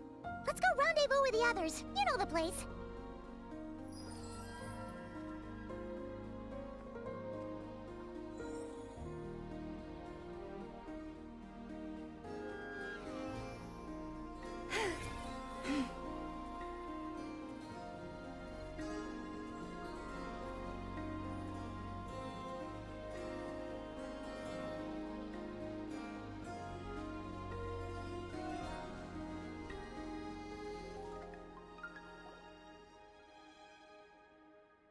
Ah, you're earlier than I expected. Hey, Flint's! Been waiting here long? Not too long. I came a little early so I'd have some time to think. Are you nervous about the battle? Quite the opposite. I'm reminiscing on my past battles. When I was awakened by the Ratniki, I had not touched a weapon in many years. I felt like the battlefield was not where I belonged. But after waging war against the Wild Hunt for so long, I came to realize something. A life of absolute peace is simply not a possibility for me. My restless flame indicates that somewhere inside of me, there is a deep yearning to root out the evil in this world. Oh, that doesn't sound like such a bad thing.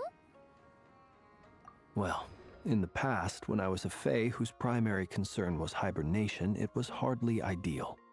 But it certainly serves me well here in the present. And I am delighted to be able to join forces with you in this endeavor. Looks like I'm not the first to arrive. Ah, Miss Lauma. Did you sleep okay last night? I struggled to settle down at first, because of the nerves. But don't worry. I got enough sleep in the end. I'll be just fine. Please, I'm just doing my part. Neffer! Over here!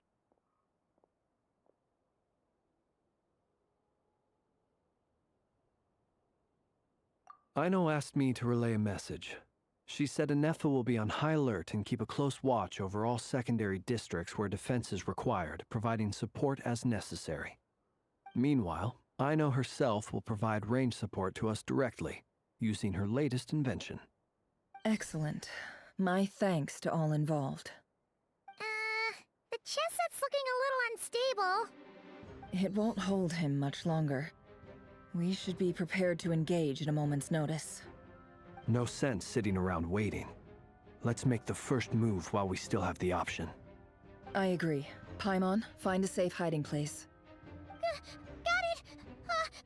Be careful, Traveler! I will.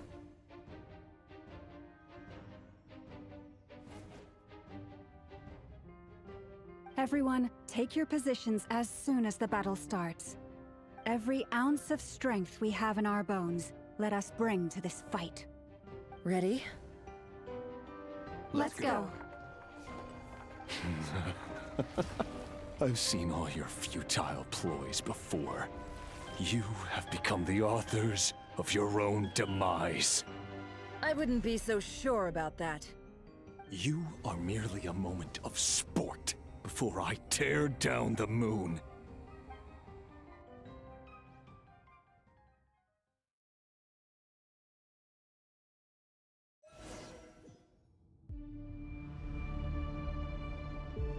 Stay on your toes. Yup, you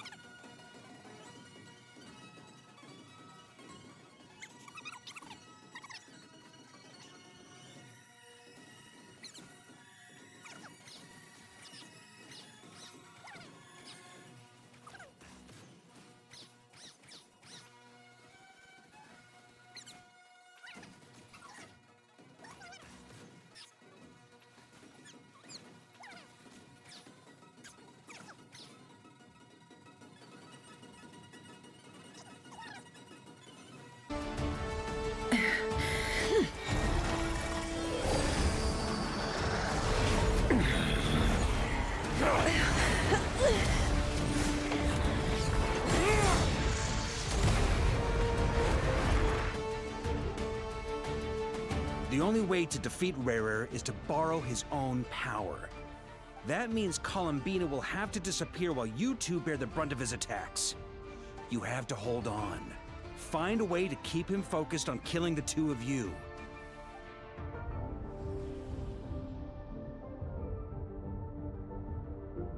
Neffer! Your eyes are bleeding. Soon you will be powerless to resist. And then, I will reduce you to dust. But that dust will plague your memories. Come on, keep holding on. Any other tricks up your sleeve? Let's see them. As entertaining as they are, you've backed yourself into a corner. You don't fool me. I see your fear clear as day. I have to stoke his rage. Make him unleash everything. You fear what you could never defeat. You fear the thought of never being able to save your beloved. You cannot win the fight against fate, Reri. Is that what you think? Well, now it's your turn to feel afraid!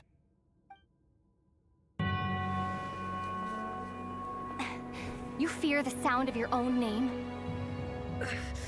Is it us you hate? Or is it what you've become? Let's see what becomes of you!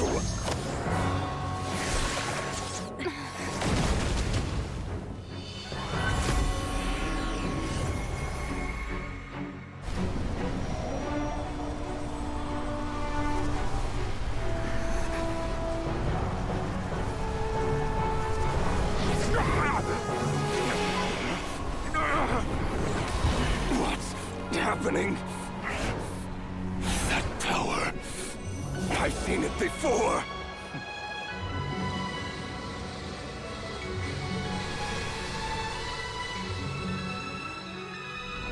His power is on another level. We'll need to use an alchemical array to convert his power into a usable form. Then quickly channel it into Columbina, rendering her powerful enough to compete with him. I'll join you. I can help. If I release enough abyssal energy into a confined space, it'll create a potential difference, allowing us to extract a huge amount of elemental energy. Next, I'll synchronize with everyone's minds using pyro, then give you temporary access to their abilities and fields of view. But it won't last long. Can you see? Well enough. So, we have a student of Gold Reyndottir in our midst! How about that?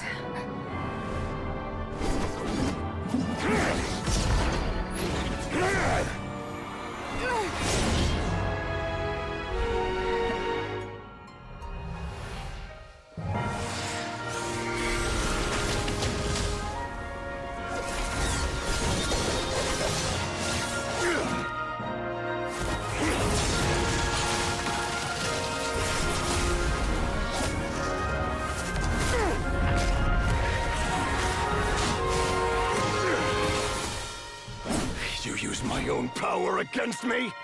Just like how you stole Kuvaki. Look familiar?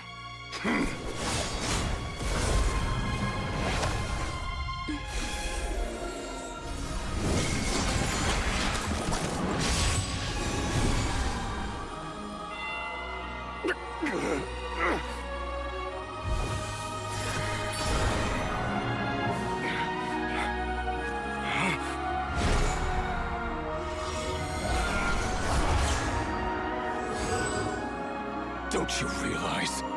You don't have the power to hold that gate open! I don't, but someone else does.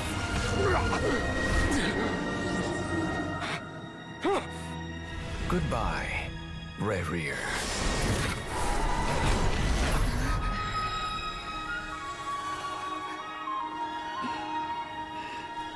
We won.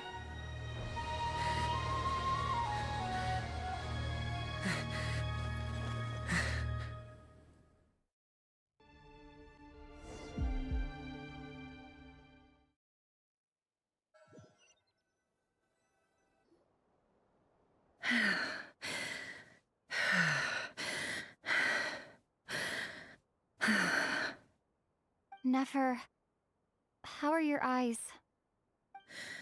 They're fine. Apart from the blindness, of course. It's not too late. Let me handle it.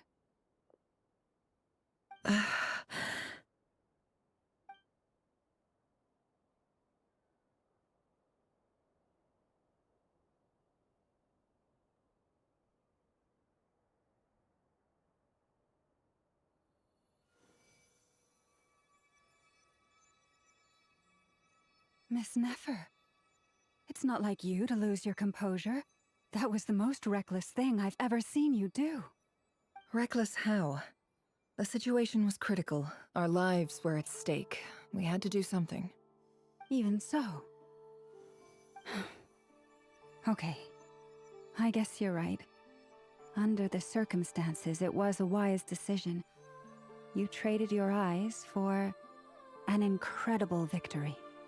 In business terms, I suppose that's a huge return on investment. I'd be hard-pressed to argue otherwise.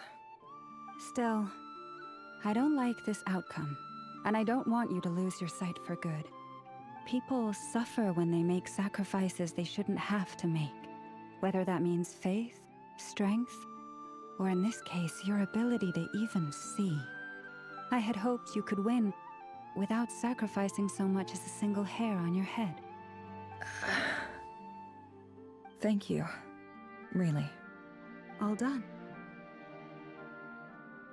Don't try and open your eyes just yet. We'll see how you're doing in a couple of days.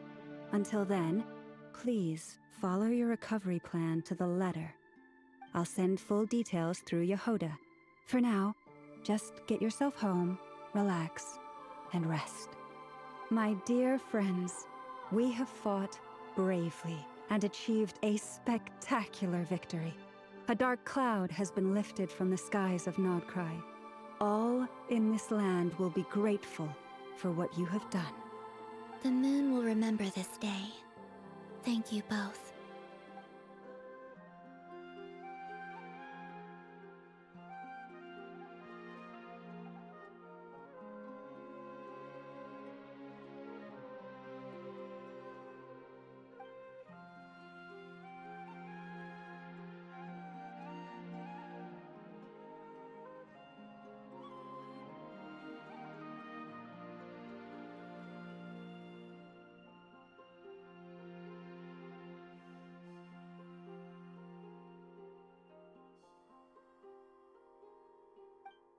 There's something I want to let you know.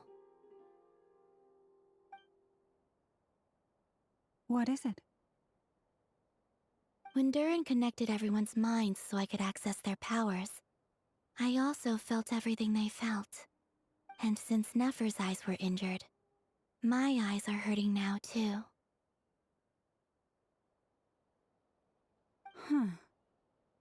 Hold on. Let me try. I only feel the pain. There's no actual damage. I just thought I should tell you. You're right. There's no damage. That's a relief. But I must say, I'm surprised to hear the Kutar share something like this with me. In the past, you never used to open up about yourself. Things are a little different now from how they were. I'm learning to share how I truly feel with my friends. Friends? You have no idea how glad I am to hear that.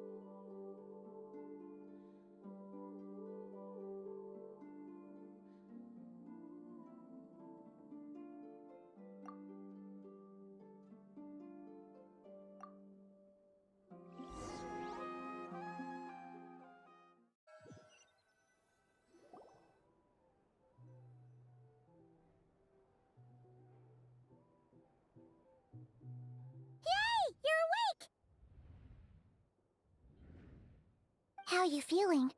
Any aches and pains? Did you sleep well? I'm doing all right, Paimon. No need to worry about me. Phew, well that's good. Paimon's been sitting on the edge of the bed worrying about you for ages. You slept a whole day and night. Poor Paimon had to eat all by her lonesome. Glad to hear you didn't starve. How was the food? Well, it wasn't the same without you there to share it. Honestly, Paimon just can't relax when you're not your usual self. She couldn't enjoy the food and settle down to sleep. Well, I'm back to normal now. Oh yeah, and Albedo swung by earlier. He said to tell you to head to the tavern when you woke up. Varker and the others are organizing a victory feast and they want to celebrate with you. He also dropped off some medical supplies, but you seem fit as a fiddle, so guess you won't be needing those. If you're feeling up to it, let's head over now. Wouldn't want to keep them waiting.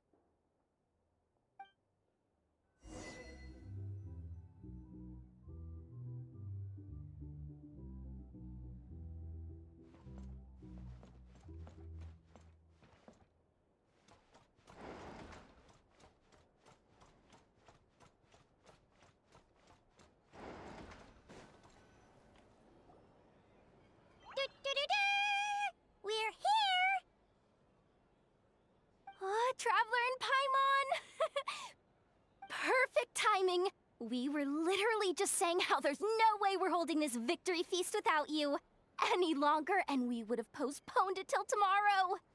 How are you feeling today? Much better, thanks. Don't worry about me. Relieved to hear it. If that changes, just let me know. Happy to check you over at any time. Yep, we're here for you. Anything you need, just let us know. Oh wait, where's Neffer? How are her eyes doing? Nefer's right over there. I'm sure she'd love to catch up with you.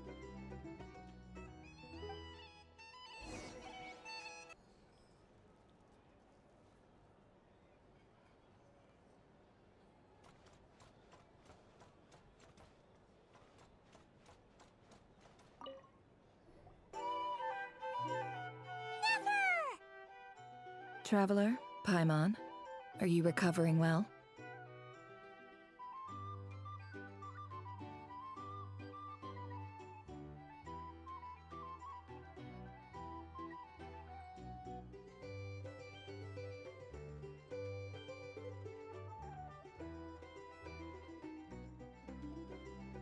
Turns out that moon chanter has some real talent after all.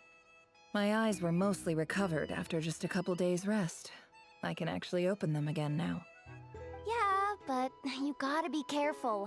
Lauma says not to strain your eyes while they're still healing.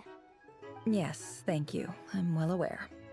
Yehoda, could I borrow you for a moment? I could do with an extra pair of hands. Oh, sure. Coming. Did you hear that? I gotta go help Lauma for a second. You guys chat among yourselves. I'll grab us some drinks on the way back. Paimon, you still like 'em sweet? You bet! Make it extra sweet, because Paimon's earned it. Sure thing!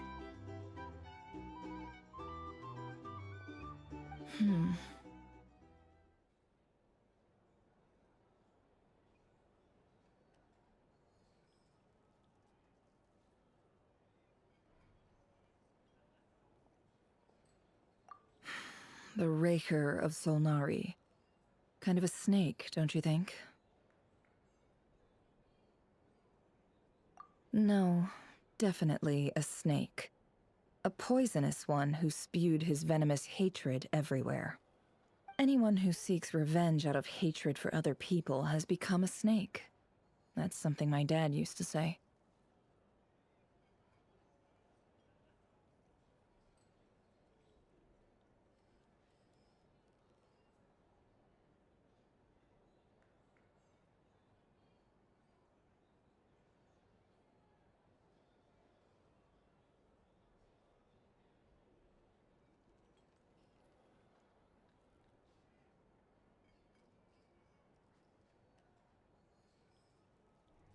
Perhaps. I'm sure it sounds like a very wise and open-hearted perspective to your ears. But me? I think hatred is a perfectly justifiable emotion. What else is left when everything you depended on in life gets stripped away? Something's gotta fuel that drive to keep on living.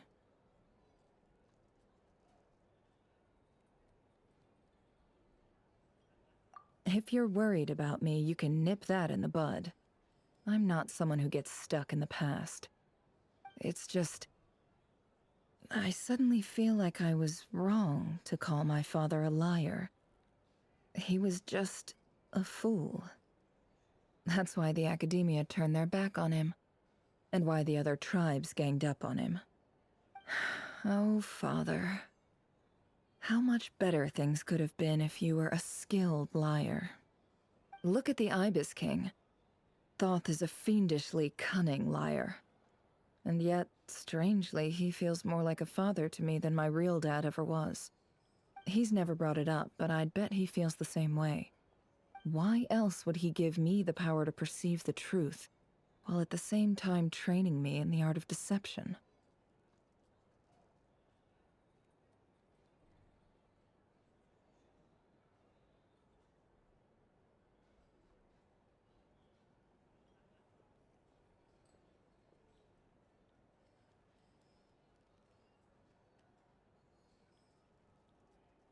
Well, King Deshret banished him to Aru, which is essentially a prison, and posed 3 questions to him.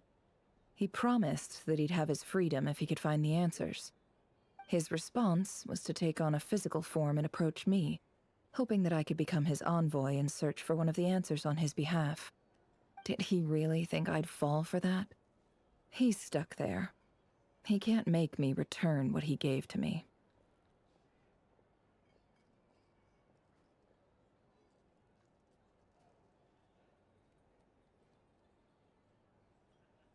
So that's enough for you to decide he's nice, is it? He's a prisoner, and he was scared. So he decided to perform some good deeds to win people's approval. He lives in fear because he's a deceiver. How is Reri any different? You can't work as a spy your whole life and expect a happy ending. It's preposterous. Yet I can't say I don't understand it. Liars live in the darkness of their own making, but it's still human nature to want to go on living. They say that a liar's soul is the most worthless thing in the world. What do you think?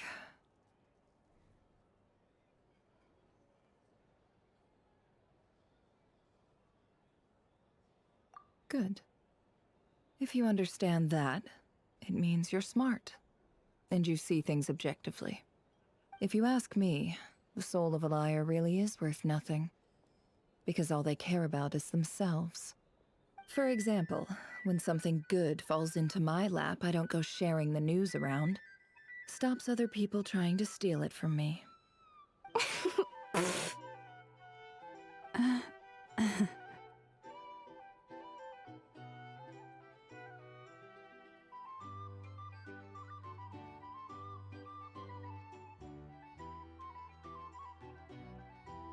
So be it. They have sharp ears. I can't keep anything from them.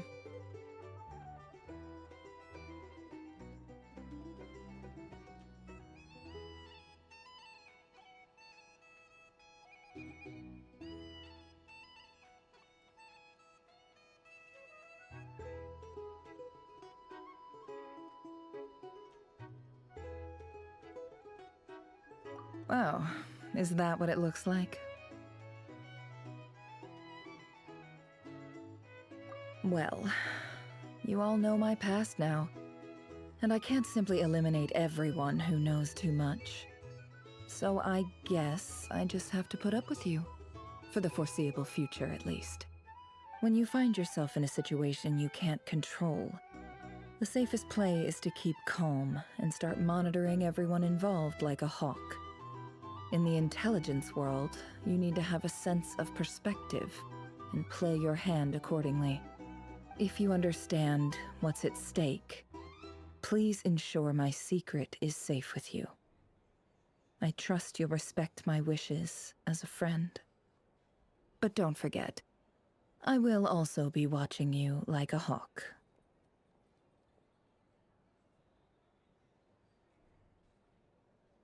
Very good. Oh, wait!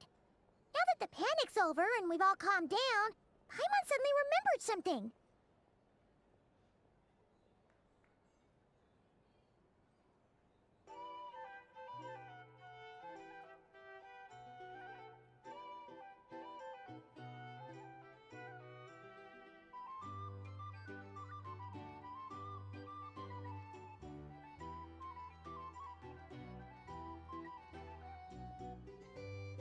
After all that build-up, our mystery ally never showed up even once!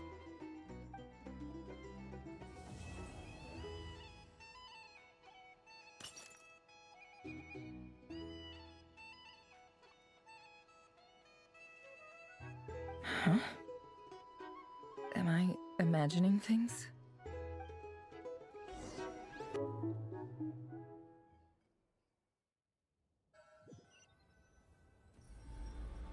So, that close colleague who stayed behind with you? What's he been up to recently? Don't know, don't care. I get more normal human interaction from hanging out with Bosco 2 than him. Although, now you mention it, he hasn't bothered me in a while. I wonder if... If he's disappeared without a trace, it's the biggest gift he ever gave to the world.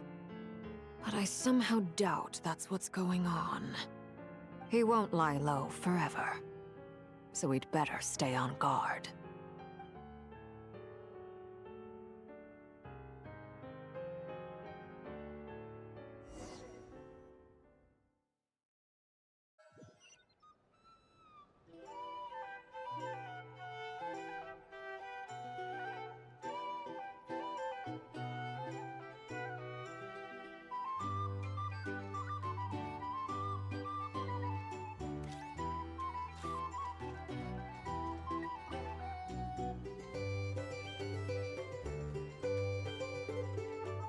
Ah, Lord Sangamabe.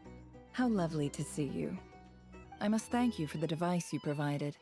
It was an enormous help. Would I be right in thinking that it was developed by the Academia? Why come and ask me when you clearly know already? I mostly came to thank you. That's more like it. A little gratitude goes a long way with Lord Sangamabe. Play your cards right, and you might even stand a chance of becoming my long-term supplier. The chance to work with such a kind and charitable investor as yourself would be a great honor for the Curatorium. Huh? Charitable? Who said anything about charity? First time hearing about it. Let's see. The first plot of land you purchased in Nod-Crае, your desert interests, and... Stop! What do you think you're doing? Exposing my investment history! It's nothing to hide from. They're all perfectly legitimate investments.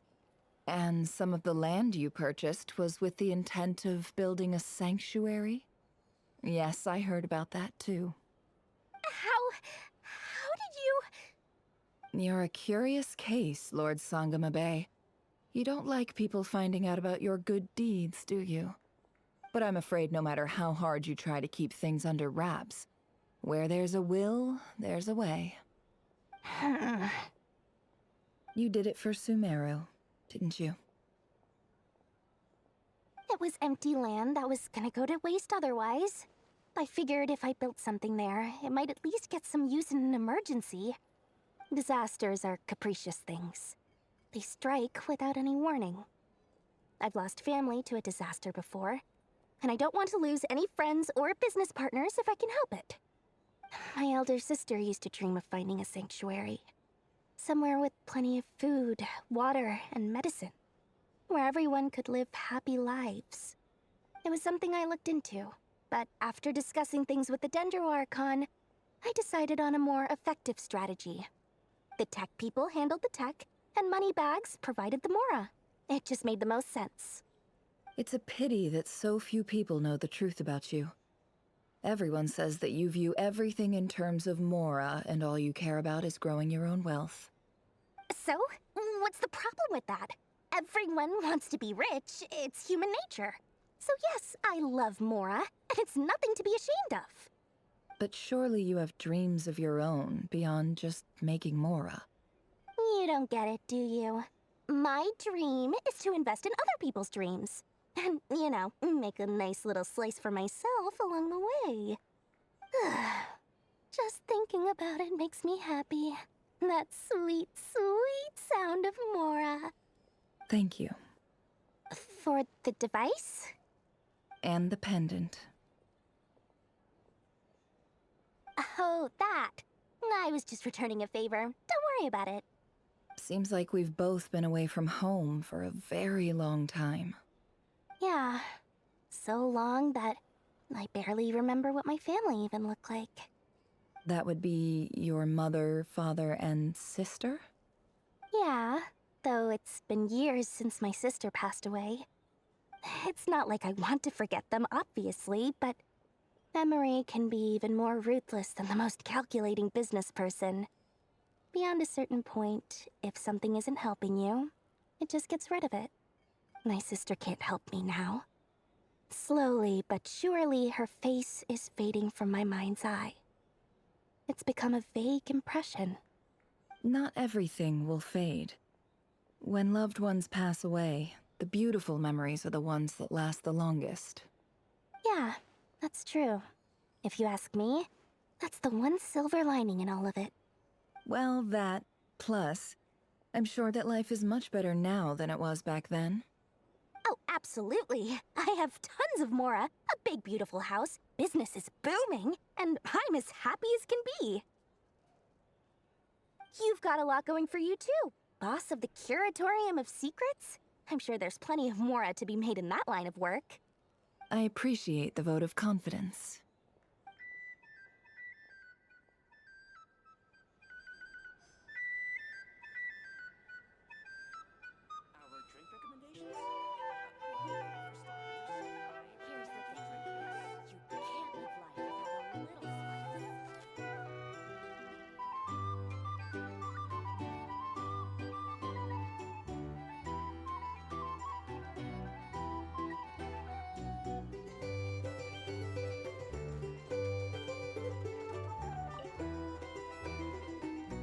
How have you been holding up? Any adverse reactions? If you start to take a turn for the worse, make sure you tell me right away. You don't need to worry about me, Grandmaster. I'm fine. I mean, I barely did anything, so... What? You're too humble, young man. You played an indispensable role in the battle for Nod-Krае. We can't thank you enough for your support. Sometimes, when people praise you, it's because you deserve it. The best thing is to accept it calmly and with grace. It's important to learn how to respond to words of admiration. Let's do a quick demonstration. Albedo, that was an incredible feat of alchemy. The pressure was on, but you worked flawlessly at lightning speed to get the job done. Thank you. I can't take all the credit, though. Durin played a big part in forming the alchemical array. See? Did you catch that? A masterclass in how to take a compliment. Okay, yeah. I did work pretty hard to help prepare for the battle. No point denying that. Hey, you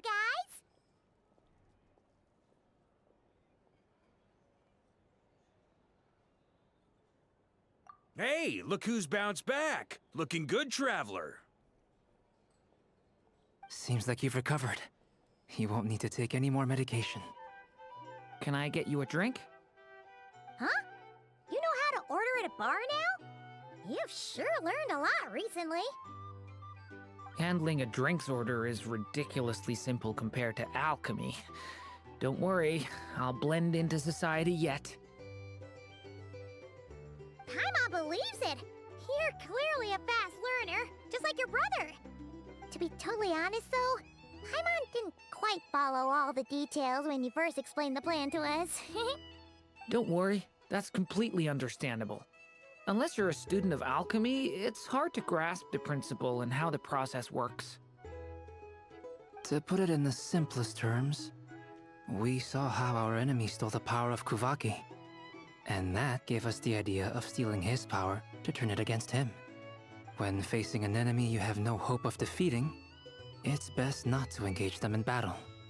So, instead of looking for a way to overpower him, we decided to help Columbina get strong enough to at least stand up to him in a fight.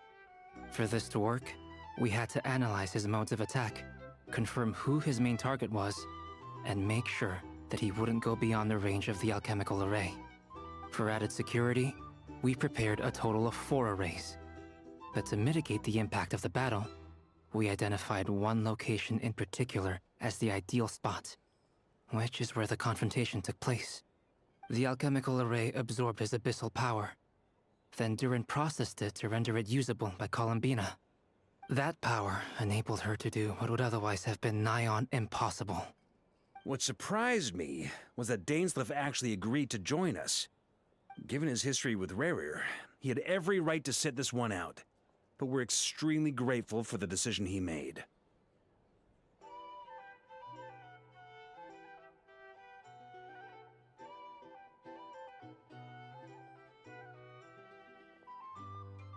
It must have been a painful choice to make. But I'm sure that making a decision was far better for him than staying in limbo. Absolutely. He was torn between 2 paths, but in the end, he made his choice and stuck to it resolutely. He doesn't strike me as the sort of person who'd stay trapped in limbo for long. Anyway, however you cut it, everyone gave a stellar performance. And now, it's time to kick back and celebrate.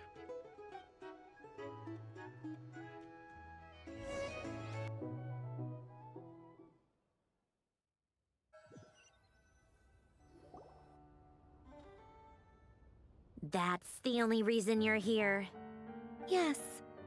I've thought a lot about it. And I've realized that you, me, and Arlecchino should be friends. I think this is very important. So I felt I had to come and tell you. Well, this is a new one.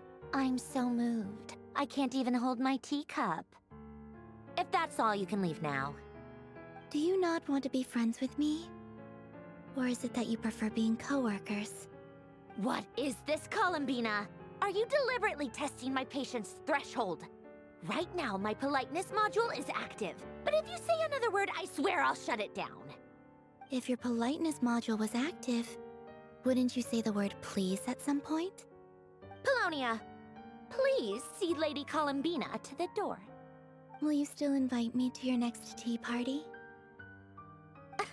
What? Yes, I think you will.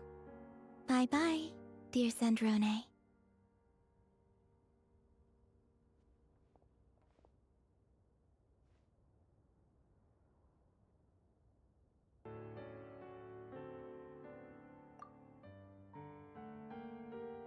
Last time, the Wild Hunt escorted you out. Would you rather I handled it myself this time? We just wanted to, see how you were doing now that it's all over. Why? Out of concern for my safety? I hope you didn't seriously think that the Rehir of Solnari would be able to lay so much as a finger upon me, given how prepared I was. Mostly because you kind of helped us out, so we just wanted to check you were okay. Looks like all your robots are fixed, huh?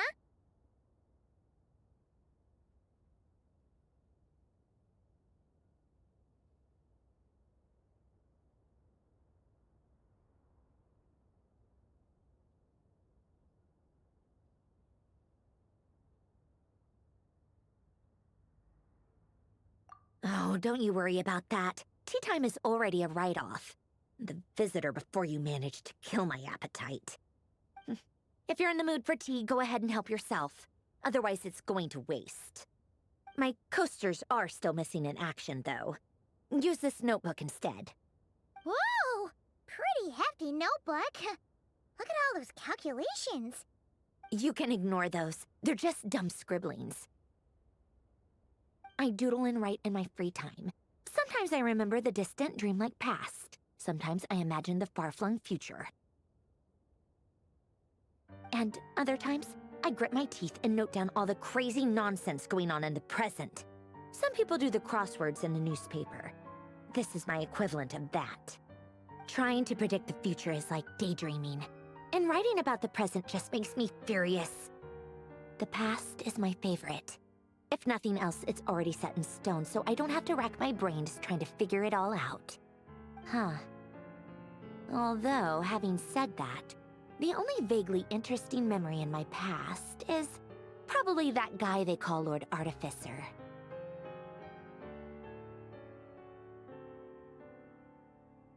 Who else? Pretty much all the mecha in Fontaine are his personal handiwork. Wait, are you saying you know him? Like, personally? As a friend? I mean, I guess we were friendly enough.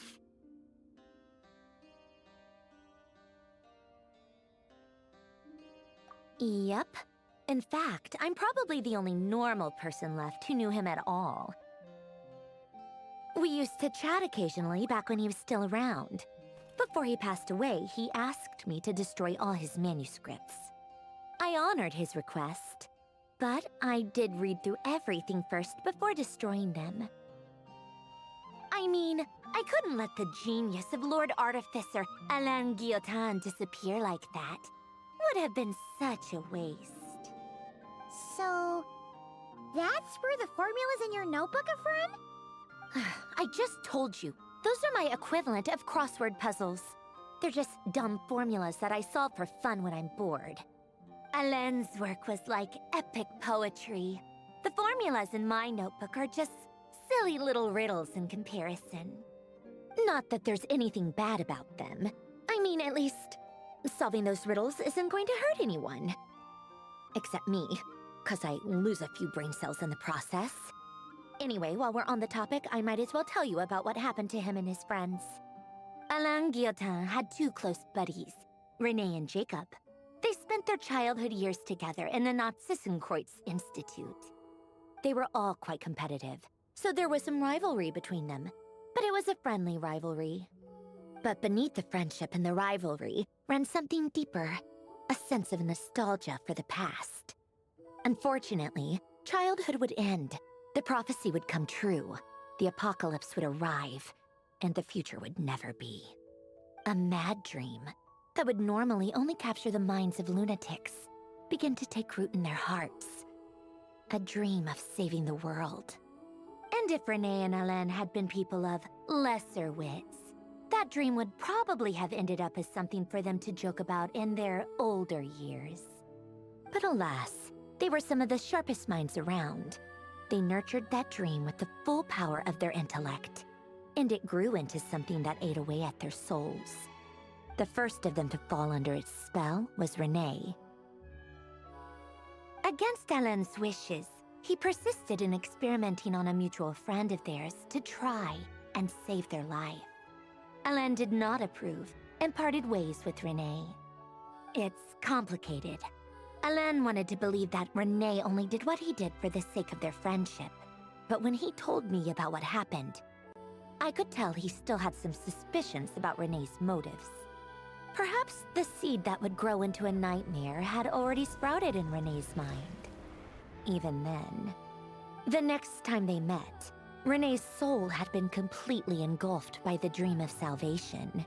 His futile attempt to change the tide of fate only resulted in a wave that swallowed up the world, even before the apocalypse came. And although that wave died down eventually, I hear that it just recently came back with a vengeance. As I understand, Rene wanted to live out his dream of salvation once more. But I'm told that the attempted resurgence finally died out for good. At long last, Rene awoke from his deluded dream. Though of course by then it was far too late. What do you think of Rene? Do you admire his transcendent genius? His view that any price was worth paying to achieve the lofty goal of saving the world? Or do you despise him? Dismiss him as an evil madman who wrought havoc on the lives of everyone around him as he pursued his delusional dream? Same difference, really. Just a matter of perspective.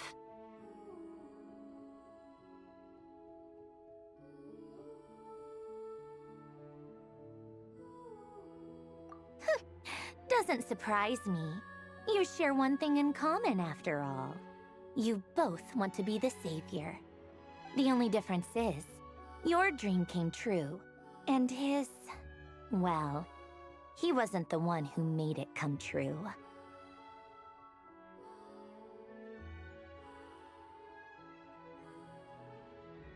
I don't like fanatics who give up their whole lives for their ideology. Nor do I like fools who let their delusions take control.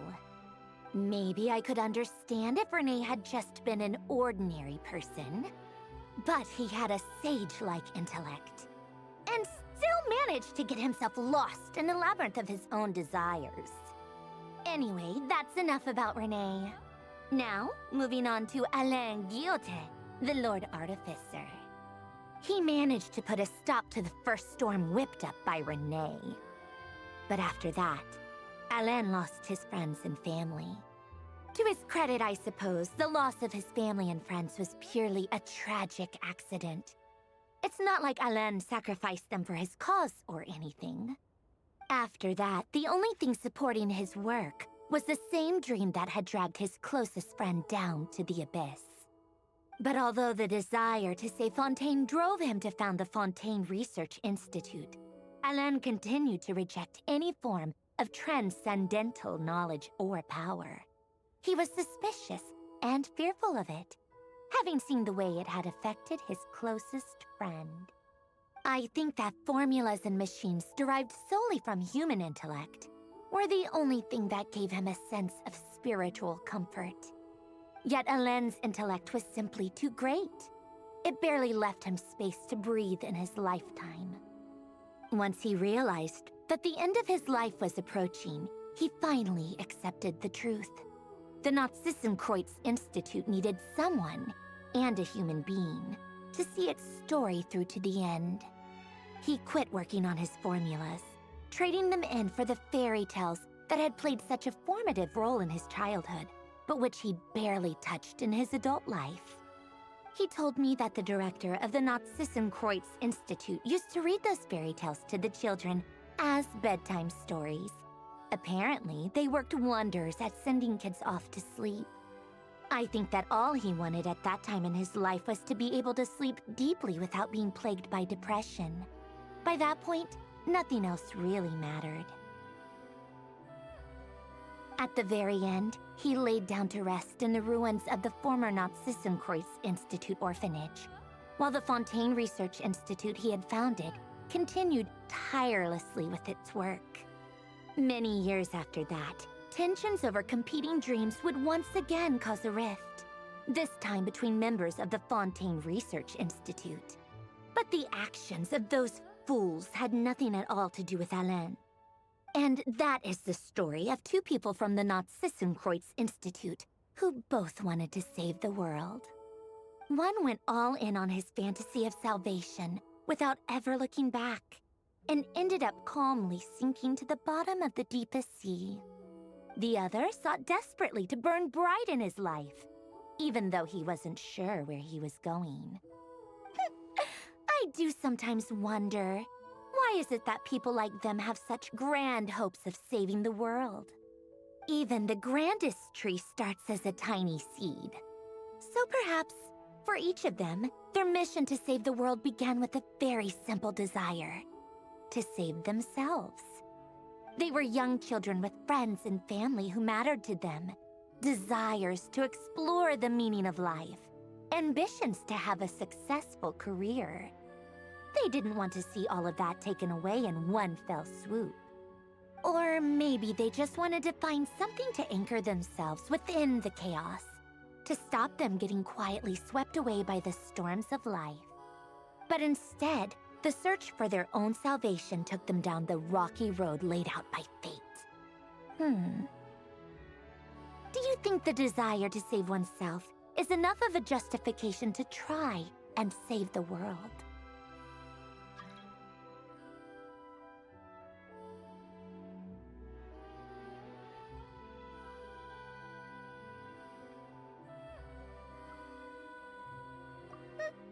The way you said that sounded just like Alain. I asked him the same question back when he was in his prime, putting all of his energy into his work. He gave the exact same answer as you did. No elaboration, just a quick short answer before getting right back to his work. He was always that way. All right, tea time's over. I owe Arlecchino a favor for telling me these stories. I'll have to bring a whole sack of gifts the next time I visit the House of the Hearth. I'm gonna go tinker with Pollonia now. You guys can do whatever you want, as long as it doesn't involve interrupting me. Pollonia, exit hibernation mode. Begin diagnostics.